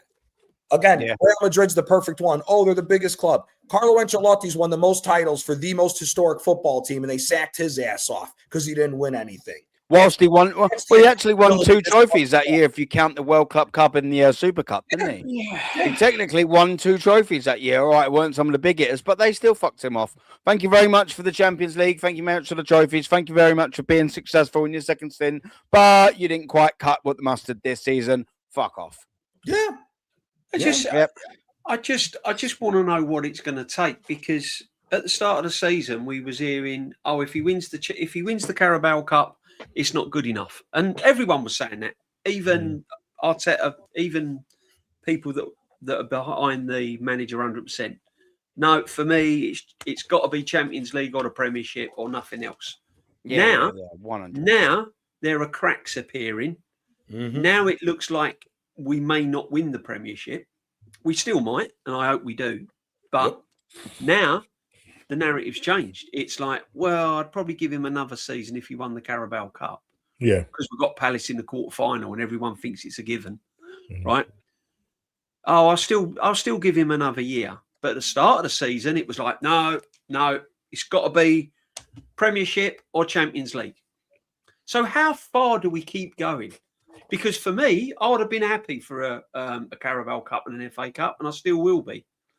But if I'm with Gianni, if you're telling me to keep this manager's job, that all you can dish out is a Carabao Cup after £1 billion spent and 6 years in charge, building your team, your players that you work with day in, day out on the training field, and you're coming across with just a Carabao Cup, I'm sorry, it's not good enough. Absolutely not good enough. And there's a guy in the chat, Aaron, you missed him, I think, says these guys don't probably even go to a game. Block 114, my friend, I'm happy to see you. Been going since 1974. The thing is, who cares if we don't go to a game? I'll watch it on TV, so what? Exactly. So what? But I think he's just who cares? Who cares? Who cares? What is that going to prove? What does that prove? Tell me, what does that prove? Please. Mm-hmm. Yeah. Have I missed one as well? Have I? You know, the old mutant alert. You missed the mutant, yeah. I've missed the mutant. Don't worry, we'll get you. We'll get you. We'll get you. But listen, man, it's a little bit of a frustrating one. I know. Before we move on to the Crystal Palace game, there is something that I did want to ask you guys about, and it's about the league. Yeah, you know, we're top at Christmas, 2 points in it, blah, blah, blah. We've spoken about current form. We've done all of that. There's something that, by the way, this guy I detest, and I think probably everyone else in this chat does as well. It's this Pillock, right? And he brings up actually quite a good, interesting point. And I have to share it. I mean, I'm compelled to share it. It's Rory Talk Sports, right? So, Rory Talk Football. Arsenal's remaining Premier League away fixtures. And I just wanted to bring this up to everyone. And I wanted to see whether this changes anything. I wanted everyone's opinion. So the remaining Premier League away fixtures for us, of course, we've got to play Manchester City away. But we've already played Villa away. We've already played Chelsea away, Liverpool away, Sunderland away, United away. We haven't played Palace away. We haven't played Brighton away. But we've played Everton and Newcastle away. We haven't played Brentford or Spurs or Bournemouth yet away. But we have played Fulham away. We are yet to play Leeds, Nottingham Forest and West Ham away. But we have played Burnley away. And we are still yet to play Wolves away. Now, I detest most of the things that comes out of this bellend's mouth. However, I think that's an interesting sort of talking point because it does highlight the fact that we have played some very, very, not only top teams away from home, but what you'd consider for bogey teams for Arsenal Football Club. We're 17 games in. There's plenty still to play. We've got 21 games left. Do you think that this, DJB, has any bearing on our next half of the season? Whether it's easier for us, whether we have an advantage, as many of the comments underneath this comment said, because we played all of these tough away fixtures. I was just intrigued to get the panel's thoughts on this. What do you reckon, DJB? What do you make of what you're seeing on the screen while Rory talks absolute constipation? Yeah, well, looking at that on paper, we've got some pretty favourable away fixtures, right? And we have played some big hitters away from home. That speaks for itself. The problem is with this manager that he's shown in the past, it's not the big away fixtures that we seem to have problems with. Yeah, it's the fixtures like Leeds away, West Ham, Forest away, Brentford's, and all of these. And Bournemouth's. They're the sort of fixtures that slip us up. So again, that's not the problem. I mean, we've still got the North London derby away, which is always a tough fixture. Leeds away is going to be a tough fixture. Nottingham Forest away is Sean Dyche. That's going to be a tough fixture. And West Ham, depending on where they are, if they need points to stay in the Premiership, going to West Ham at the end of the season is not going to be an easy fixture. Listen, if you're disrespecting all these clubs and earmarking them as easy away games, then you can't say the Premiership's the best league in the world that everyone gasses about. Because the reason why it's one of the best Premier leagues in the world is because you just don't know what you're going to get on any given game. Palace away is going to be tough. You remember, you got Champions Leagues in with this as well. Mm-hmm. And we're probably in the knockout phases of the Champions League as well. So you've got Champions League games coming up. You got FA Cup, depending on how far we go in that. And you could have a Carabao Cup final as well, or semi-final, 2-leg semi-final as well. So there's a lot of games to play. And the problem is you've got a football manager that sticks to the same squad, sticks to the same spine, the same players, week in, week out. People have said in the chat, oh, we've got cover, we've got depth. He doesn't trust the depth. He doesn't rotate enough. He doesn't trust the depth. And when you're going through December, January, February, and these fixtures are coming thick and fast, you've got to trust the depth. You've got to trust what's on the bench. And when you can, you've got to use them. When you can rest players, you've got to rest players. And the fact the manager doesn't, these away fixtures are still going to be a hurdle to get over. Because you're playing players week in and week out. You're not resting players. You're not rotating players. You know, you can't expect, I mean, if there was an injury to Saka over the Christmas period and an injury to Declan Rice, you've got Norgard, Madueke and Wanyeri as your options. Now, the fact that Wanyeri and Madueke hasn't played enough minutes to come in a crucial part of the season is worrying. So this is what I'm saying. These fixtures are only winnable if you've got a fully fit Arsenal 11. So, you know, none of these fixtures, Aaron, are easy. You have to take every single game. I know it's an old cliche, but you have to, with this football manager, you have to take every game as it comes. Because who'd have thought we'd have struggled against Sunderland away? I knew we would. But that on paper was an easy away fixture. Oh, we'll win 3-0, 4-0. Everton away. Oh, we'll smash them 4-5-0. Just about got over the line. Chelsea, 10 men, 35 minutes. After 35 minutes, struggled. So all of these fixtures are not a give me. They're all tough because they will all be playing for something. Wolves probably not. West Ham probably will be. They'll be in the mix to probably stand the Premiership. Nottingham Forest the same. Leeds. Bournemouth could be chasing a Conference Cup. Brentford. Brighton. Palace. So, yeah, tough. Man City, that's the decider. That could be the decider. And we all know what the guy does on deciders, don't we? Lock up defensively, play for the draw, come unstuck. So for me, every game as it comes, trust the squad, rotate properly when you can, and see where it takes us. Yeah, no, absolute facts. Wow, they are all out in full force today, aren't they? These El Mutantes, man. What can you do about it? What can you do? What can you do about it? Gianni, what do you make of this? To the right. We've got remaining Premier League away fixtures. Probably suggest easier than not, but DJB makes some fantastic points. What do you make of it, brother? I 100% agree with DJB. Yes, we've gotten majority of the big games out of the way, but again, the history of these last three runs, we played down to the competition and always screw up against the weaker teams. So cool. We got past Everton, we got past Newcastle, got past United, got past Liverpool, and so on and so forth. But the problem is that when you always lose to the weaker teams because you play down to the competition, none of these games are gimmies.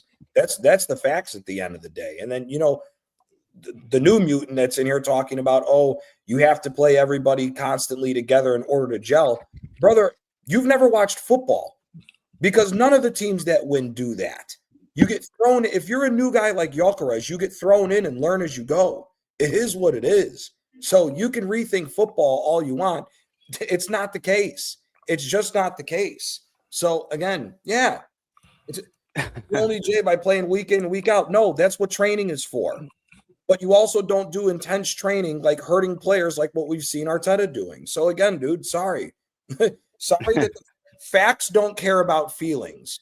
That's what everyone should realize, is that facts don't care about your feelings. And the fact of the matter is, we would have won at least 2 out of the last 3 Premier Leagues had we been able to do these certain type of things where we don't play down to the competition and don't make stupid mistakes by the manager. But we do. Here's also something for you. The 89-point season that we had, we only had 5 losses.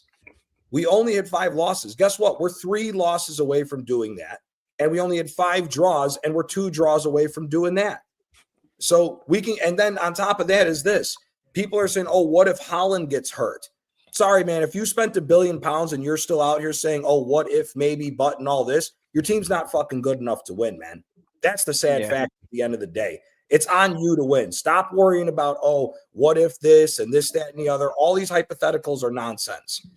The fact of the matter is that if you're hoping for all these teams to have players get injured and all this, it's because deep down, you won't admit it, but you know that this team is still suspect.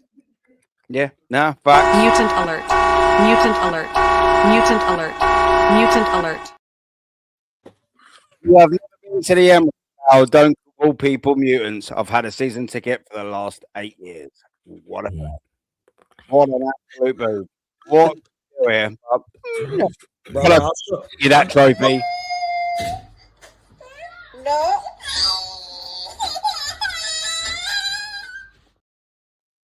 Don't worry, you'll be all right. You'll be all right. Yeah. I'm coming to Europe. I'm coming to Europe in May. And I'm trying to get an Arsenal ticket. You post where you're at. You post where you're at. You can don't try me with that. Don't try me with that. What can you do? What can you do? But Michael Bisson wants you to be him. Please be me. Do you know what? Thank you very much, Michael Bisson, for the offer. I've thought about it, and I'm going to have to politely decline. But again, thank you very much for the view. Thank you very much for the offer. But I'd rather be myself than a poor version of someone else. So you're all very, very, very good. Big up to Why Not in the building, man. Thank you very much. Big up to my top flight geezer. Big up the legendary Fridge Freezers, DJB, Normsky, and Gianni. And that's a great point as well. There's 140 of you in the building. Make sure you are smashing the likes on this stream. Make sure you are subbing to me. Of course, it's Christmas. Don't be a fucking Scrooge. And get your notification bells on. And if you're not going to do any of that, that's all well and good. But make sure you sub to DJB at the Arsenal Huddle, Gianni Talks Calcio, and Normsky TV. He's nearly at 1K. So make sure we are doing our thing and getting him to that bit. Aaron, ring that alarm again. Yeah, for eating fuck of a peasant. Mate, they're everywhere. They're absolutely everywhere, aren't they, today? Oh, I thought I was going to play that once or twice. I could have just carried on doing the old stream. Bam, bam, bam. They're out in full force, but what can you do about it? Do you know what I mean? That's why it was there, to just raise the alarm. But Normsky, yes, we move on to the Crystal Palace game, the very important Carabao Cup game. What do you make of this before we very quickly move on? Yeah, I mean, look, so just reiterating what the other 2 gentlemen are saying. It looks on paper easy, but we know Arsenal got history. And just to address at Michael Bison, yeah, fantastic. You play football. That's brilliant. And you said that you can rotate when you go 3 or 4 goals up. Well, I'm just trying to figure out when there was last time we actually went 3 or 4 goals up and did that. And I think that was the Tottenham game when we won 4-1. And yeah, he decided to bring on Ethan Manreri or Ethan Smith-Rowe in the 88th minute. Chris Mosquera went off injured and Anchor came on. Miles Lewis-Skelly came on for Calafiori in the 92nd minute.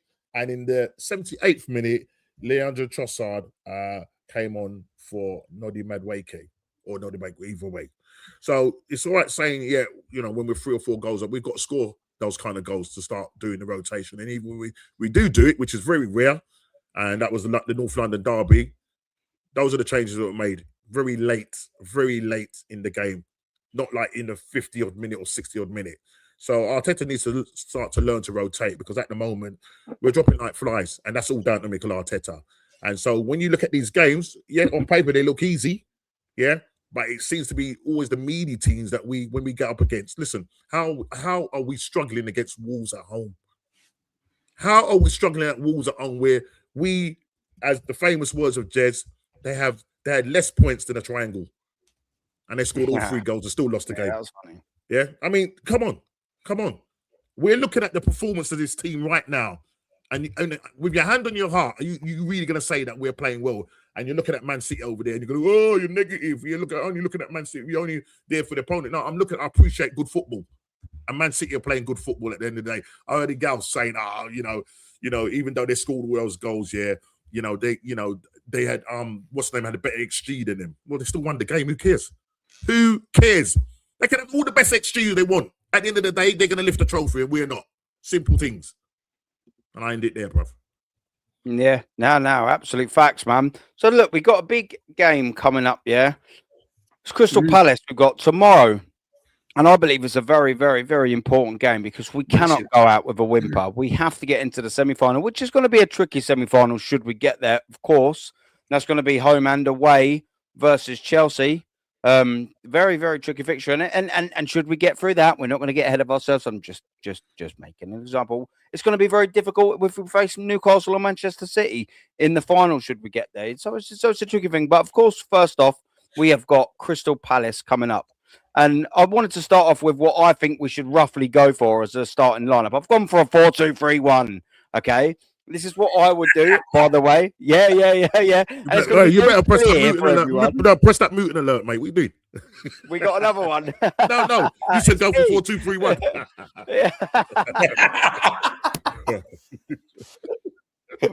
So, right. We've got this, right? Well, let me add this to stage. Why is this not adding to that? Please remove screen. Okay, come on, Aaron. You should be used to this by now. This is what I've gone for, ladies and gentlemen. So I've gone for my specific team of available players, of course. I've gone for Kepa Arrizabalaga in goal. I've gone for Lewis Skelly at left back. I believe he should have his chance. I've gone for Urian Timber right back because there's no one else. I've gone for Saliba and Nkapie at centre back because there's no one else. But in my double pivot, I've gone from Norgard and Merino. And specifically why I've done that is because Declan Rice absolutely has to have some minutes saved. We've got two massive games at home coming up against Brighton and then Aston Villa in quick succession.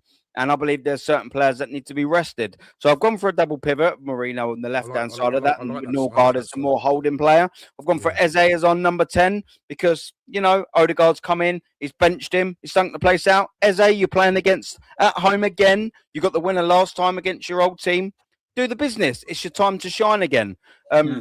I've gone for the opportunity of resting Saka, of course, and Madueke, who was good in the Champions League. I've put him on the right-hand side, and you'll notice I've put Ethan Nwaneri on the left. Now, I know that's a little bit of a tricky one because he operates a little bit better on the right or central. I've sort of gone from maybe that they'll swap and they'll interchange with Eze. I know Eze in the left winger, but maybe sometimes Eze go on the left and Nwaneri will come in. Maybe Madueke and Nwaneri will sort of switch flanks. That's what I'd like to see. Just a bit of confusion from the attack for going forward, a bit more fluidity in that sort of front-esque sort of three, if you'd say. And I know some people might want to play Gyökeres to try and get his confidence up, but I reckon, start him against Brighton, start him against Aston Villa, and give Gabriel Jesus a chance. Come in and see what it's all about. See if you can get a bit more fluidity in that front four.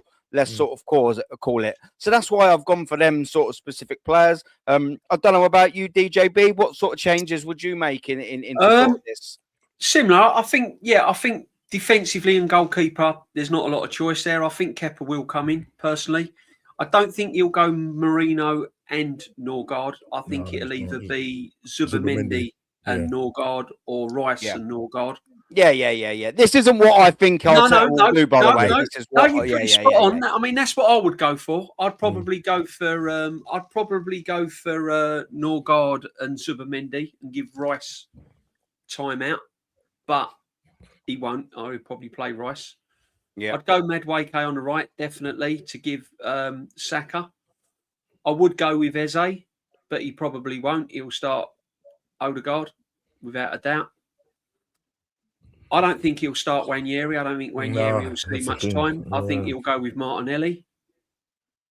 Not what I would do, but this is what I think he would go with, counteracting your lineup. I think he'll go with Martinelli instead of Nwaneri. I think he'll start with Odegaard instead of Eze, and I think he'll start with Madueke. Jesus up front. Do you know? I think where he'll go. I think he'll go Merino up front. You reckon that's what he'll do? But then what? I And put think- maybe Zubamendi in there instead. I think he'll go Zubamendi, Norgard, and I think he'll go Marino as his striker. I think. I think that'd be such a missed opportunity to not play Jesus it'll be there. a And I missed get as well opportunity. on an That's Emery why I thing. He needs minutes, which is why I've put him there. He needs minutes. 100%. And I agree with you, Aaron. I would say Jesus or Gorkarez. I would probably stick with Gorkarez up front because he needs a goal from open play. He does need some goals from open play. What I did flirt with the idea of was having Gyökeres up top, but then I wanted Waneri to get minutes, but I wanted maybe sort of thinking about playing Jesus on the wing somewhere. That's what, I did flirt with the idea of that, to be Aaron, fair. How we're thinking, he's got options to play Jesus on the left and Gyökeres up front. But I'm only thinking the way the manager. I'm only thinking how Arteta would think, and I reckon he's either going to go Norgard with Zubamendi. I reckon he'll go Marino up front. I reckon he'll put Martinelli on the left. He'll play Madueke on the. Well, he should play Madueke on the right, and he should play Eze, but he won't. Don't be surprised he won't. He'll put Odegaard in there. But yeah, no, that looks a good team for me. I mean, nothing wrong with that lineup at all. It should be good enough to beat Crystal Palace. There's a couple of players, sort of slightly nudged around. However, you need to squeeze some in to get minutes. You know what I mean? That's what I've gone for. That's what I think Arteta would go with. With me personally, I'd probably go Norgard, Zubamendi. I'd go Madueke. I'd go Eze. I would go Waneri. I wouldn't go Jesus up front. I would go Gyökeres up front. Gianni. Other than that, before you come in, as I said, look, listen. At the end of the day, ladies and gentlemen, I'm definitely not. This fucking manager. However, fucking manager. However, fucking manager. There we go. It's on loop. I didn't realise. I'm not this fucking manager. I'm not fucking manager. I'm not. Nipples. I'm not going to shave their nipples either, but I'm also not. And neither are you. However, what would you do instead of what would do, Gianni?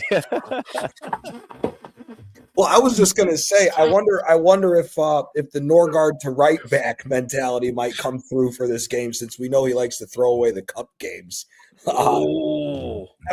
Since there's nobody left at right back and we need to give Timber some break, I wonder if he tries to pull the old nonsense like he did with Thomas Partey and throw Norgard back there. But I digress because I don't want to see that nonsense, even though he's a sensible signing, as they say. Oh, he's been so sensible, isn't he? Yeah, I haven't even seen him. He played at centre back. That's how sensible that signing was. Yeah, I mean, look, for me, the problem with all this is that I agree with Waneri and Madueke and Eze. However, and then Gabriel Jesus, I agree with you in a sense with this. However, I do agree. I think that what DJB said will end up happening. I think he'll end up starting Odegaard again. I honestly think he's going to put Rice in this game. I honestly think he for some reason he just doesn't want to drop Rice. He doesn't want to drop him, and I could see Moreno starting in this. And the other problem is for me, and I've said this on your call-in show, I think we need to win this trophy. I think if Arsenal doesn't win this trophy, it'll once again prove that we don't have the mentality to go a full season and go on and win. And that's what I'm worried about as far as the guys resting, because we should be resting players. And Shane, shout out to Shane, because he's in the chat. He's saying the same thing. The Rice will 100% play tomorrow night. And that's the worry. That's the worry. Ethan Waneri, I mean, at this point, this poor kid, he has to get minutes. And same thing with Lewis Skelly. I mean, for me, I would honestly risk Calafiori at left back and put Lewis Skelly in the midfield. I want to see this kid at his position. He's not a left back. The kid's not a left back. The kid's a midfielder. I think they should be playing him in his proper position. And at least if he played in the midfield, you could get a little extra bump in the offense with him playing in the midfield and him being able to push up and aid the attack. But this could very well be the team. But I could definitely see Moreno starting as the false 9 and Odegaard playing and Martinelli starting over Ethan Nwaneri. For me, I think the rest of you guys would agree. I think Ethan Nwaneri needs to go on loan. He's not going to get any time from this manager. He needs to go on loan. He needs to be playing. The kid's too young to be just sitting on the bench constantly. But I would like to see this lineup so we could rest our guys, but I'm scared he's going to play a full-fledged team and risk injuries again for this game, even though Palace looked absolutely garbage at the weekend. But we'll see what happens. Do you know what? Do you know what as well, Gianni? Just quickly, D. Do you know what, Gianni? There would actually be good scope to say, do you know what? Mikel Arteta could actually or should be going strong in this competition. But do you know why he can't?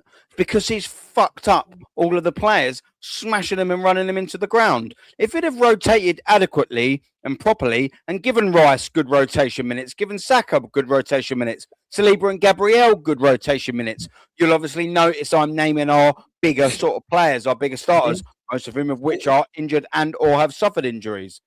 Then you probably could go strong tomorrow night, purely because the minutes are still in their legs. The fact that we have to somewhat rotate, and I don't mind somewhat rotating, and we can't do that purely because we have just knackered these players. Mikel Myers has butchered the hell out of these players. We could be able to go a lot stronger than that, but we can't, purely because he has destroyed these players, and it's frustrating. I believe that squad should be able and capable enough to beat them, but we probably could be able to play Rice if we'd have not played Rice in every Champions League game, if we'd have not played Rice in every stupid Carabao Cup game, if we'd have not played Rice in every single fucking Premier League game in the season this year. But we haven't done that. We've ran him into the ground. We should be able to put Rice in here, but we can't because we've destroyed him. You know, it's frustrating, isn't it, really? But I mean, this is where we're at, ladies and gentlemen. Normski, what do you go on? Sorry, D. Yeah, no, sorry, Normski. Before you come in, can I just say that because of our league position now, with City breathing down our necks, this manager's going to be on panic mode tomorrow to win this trophy. So he'll be putting out probably a strong team. That's all I'm saying. But this is where he's going to cut off his nose to spite his face. You know what I mean? And this is the problem. And it's all about the management of this squad. And he, as we rightly said, he hasn't done it before. I mean, look, somebody put in the chat about Anke playing 5 full 90 minutes in a row. You know what I mean? This guy's going to drop. You know what I mean? And then what's going to happen? We're not going to have no back four the way things are going at the moment. So, I mean, one, it's just so refreshing to see this formation, Aaron, for a start. You know what I mean? 4-2-3-1. Yeah. There's just things that you can do with it. Do you know what I'm trying to say? You can mix and match. And the front four, you know, it's very attacking, couldn't cause problems. But as you rightly say, we're gonna have to revert back to type if Arteta gets involved. And you don't see Ethan Nwaneri in that side. He'll probably play either Trossard or Martinelli on the left. He'll probably start with Madueke. Saka will definitely need a rest. It's a toss-up between Glock and Jesus. But I'd probably like to see Jesus start and just give, maybe Glock comes on depending on how the game is going and bring him on. In that midfield, Norgard and Moreno, not much legs there in terms of, you know what I mean? There might be big fridges and stuff like that, but it's just the legs, you know what I mean? But I don't want to see Rice in there. That's the problem. So I would agree with Gianni here, right? You know, why not, bring Calafiori and play, Miles Lewis-Skelly in that midfield? Because he's got the legs to get up and down.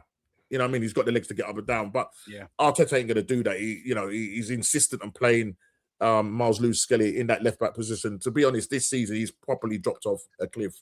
And that's because he's gone down the pecking order and he's not getting the game time that he should. And then obviously Timber, who else? We got nobody else to play there. Do you know what I mean? Unless he's going to go to the youth academy and getting Josh. Is it Josh? The youth player that was in the side Nichols, the other day. something like that? Josh Nichols, I think Josh Nichols. And there was another player that they had that plays centre back. He was in the squad. I think it was in the Champions League game. I can't remember. But formation, I like it. But we know what Mikel's going to do is going to go 4-3-3 and just bring in the players that he wants to see in there and go with a pretty strong side. But that's where I think problem is come the weekend. You know, I mean, these players are going to be like, you know, on fumes. They're literally going to be on fumes, and that's the worry. And it's just a case of him not rotating properly, and so we're just going to suffer. This is what it is now. It's literally it's you're between a hot rock and a hard place when it comes to this situation, and because he's under so much pressure now. And with, as I said, as DJB said, with City breathing down your necks, he's under pressure now to make something happen in this cup game. So, yeah. No, big up, man.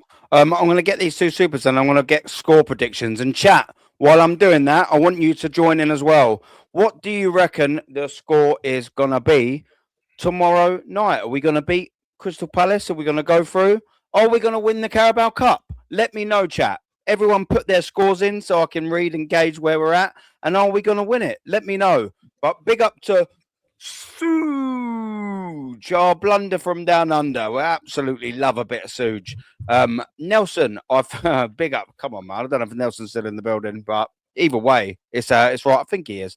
Nelson, it's time to stay off them smelling salts. Trust me, smelling salts are bad, okay?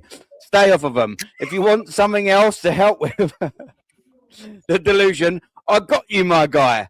Just let it go. Listen, if there's anyone that is better at dealing with delusion, it is our brother Suge, man. Come on. Big up to absolute Suge every single time. But you know what? Big up to Mrs. Suge as well for putting up with him. Big up to Mrs. Suge, the absolutely legend of a lady. Big up to you. And big up to African as well, man. Double appreciate it. And he's saying for the sake of DJB, for the sake of Normski, for the sake of Aaron, I know he's saying for the sake of Gianni as well, I want you to win this league this year. Big up, man. Fox City. Absolutely double Fox City, guys. I'm a Liverpool fan, and we are not up to the task. Yeah, man. Yeah, I mean, this season, you ain't up to the task. However, do you know what? If you was to ask me 6 years ago, we're going to sign a new manager, and he's going to win the league, and then he's going to have one stinker next year. Do you know what? I'd have probably fucking took it, because that means winning the league. And you know, okay, you waited, I think, was it 33 years to win your Premier League? It was there or thereabouts, so I'm probably wrong to win the league that we're, you know, under Klopp.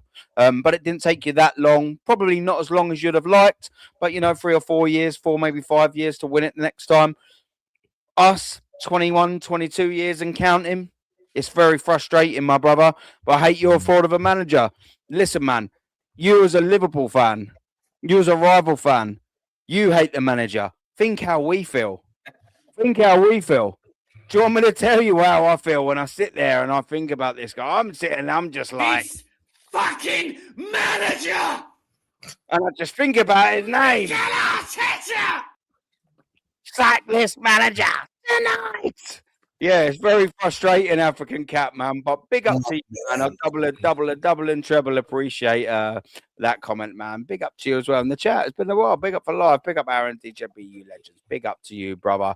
Yeah, come on. Where's some scores in the chat? I'll be having a little look down there. But before we do, DJB, let me know. What do you reckon tomorrow night? Score, and are we going to win the cup? Oh, you're on mute, D. Yeah. Andy's back. 4-5-0, Aaron. 4-5-0. No. Yeah, smash them 5-0. Wow, I know.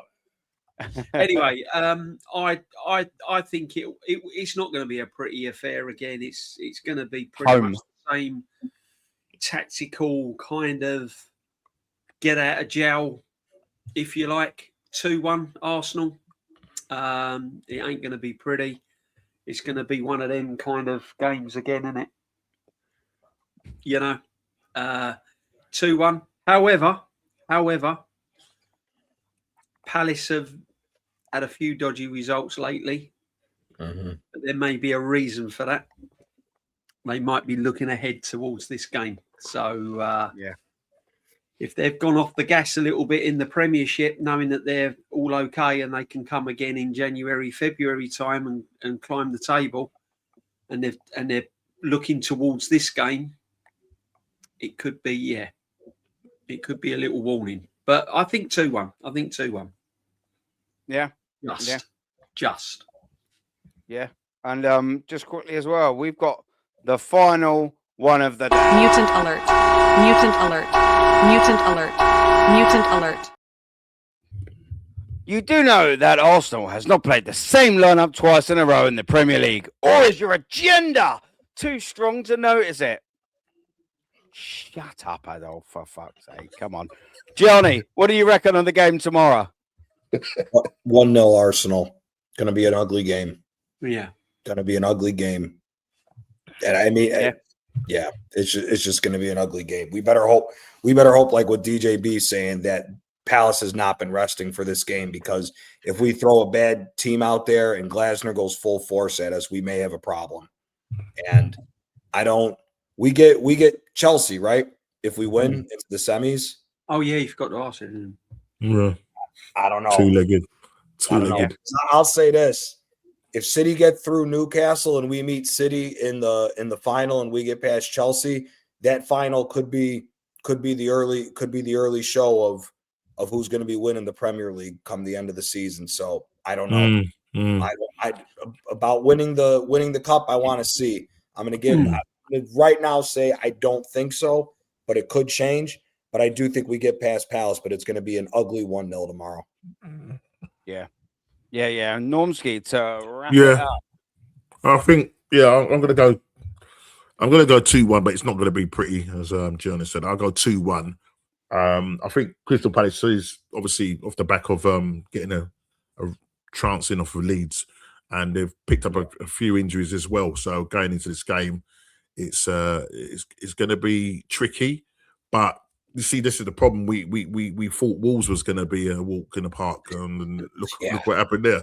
So Crystal Palace is going to be a different, kettle of fish. So it's going to be a hard fought 2-1 win. But something that Gianni said, if we do end up getting over the hurdle with Chelsea and meeting up City in the final, and depending on how that final goes and the result and the performance, that will probably give us an indication of who is going to probably go on and win the league. And unfortunately, I think just the way Man City are playing at the moment, they seem to be the team that's in the ascendancy, and we seem to still be stuck in gear one. So unless, we sort out the clutch and sink that foot and change up gears, there's only one winner at the moment. And people are going to say, oh, there you go, you're negative again.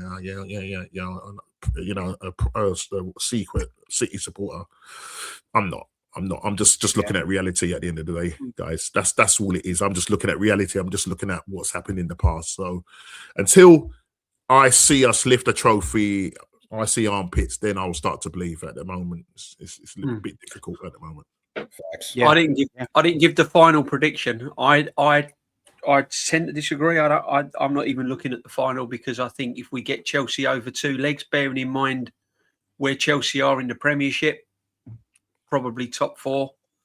They're good cup side as well. They're good cup side. That's a cup that they're going to go for, and they've got the squad to do it. They've got Palmer back as well.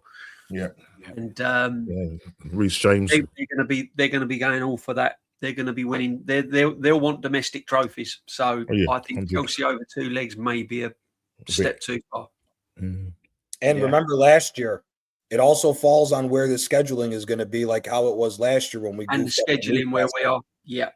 Because at the turn of the season, this is when those FA Cup games come around and always bite us in the ass too. Yes. Also, Gianni, Chelsea will be in a similar position where Newcastle were last season. Yep. Going into the semi-final. Even more so, especially if big up, shout out to Yasser with this whole little big up to Yasser.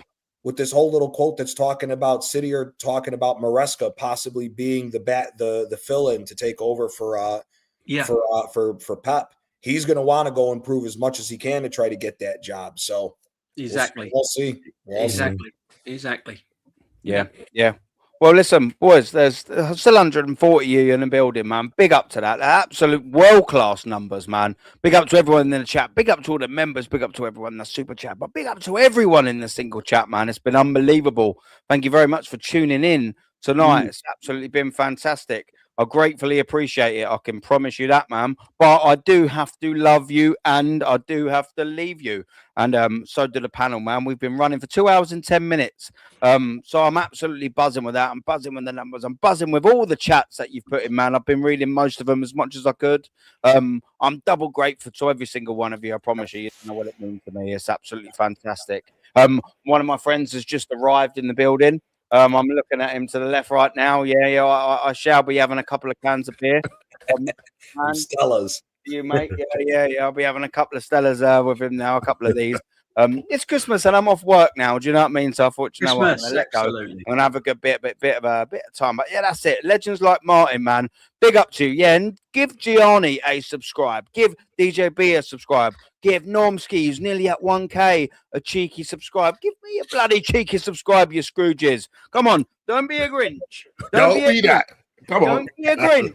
Don't fuck around. Come on, you tight bastards. Make sure you are subbing to every single one of the lads. Big up the Quaja, man. Gratefully appreciated. Big up to the Doc, as always. Tone, big up to you, my brother. Martin Tapp, Gooner SE, man. Come on, big up to you, man. Always a pleasure that you're in the chat. So, big up to you as well. Yeah, you've been 50-50 in the chat. You got your different opinion, but that's all cool. You're welcome here. You're cool. You ain't been rude or anything like that. That's buzzing. So big up to you. Hope you have a lovely Christmas. Lux, big up to you, man. Hope you have a fantastic Christmas as well. Like everyone, we got the Lynch in the building. Hope you have a fantastic Christmas, my brother. Come on, man. Every single one of you in the chat. We got Gooner for life. Have a great Christmas, man. Who else we got in the building before we wrap up? We got Gabrielle. Come on, man. This fucking manager. Come on, big up to you. Big up to Suge, ever supporting all the channels. Absolute world-class effort from Suge. Adolf, come on, Adolf. Come on, do better. Come on, it's not a fantastic name either, is it? Let's face it. Come on, you change it. That absolutely needs changing. Shifty.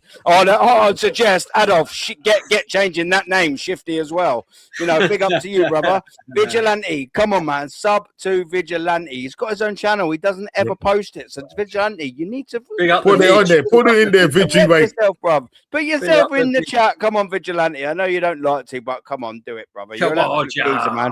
You do a lot for all the channels, man. So big up Quaja, big up Quaja, big up. We got a bit of Lux football here in the building as well. I'm not seeing you just yet. We've got Dunn, big up to you, Dunn. We got Shane Gooner from the full Irish. No half measures, no half Irish, not a quarter Irish, not a third fucking Irish, just the full fucking Irish. So make sure you are going and subbing straight over to there as well. We got Sometime, big up, man. Real 6 Central, big up to you, brother. And who else are we going to wrap on? Sebastian, big up to you, my brother. We are gonna be out of here. Big up, double boom, triple boom, Arteta out, Christmas champions, fuck up.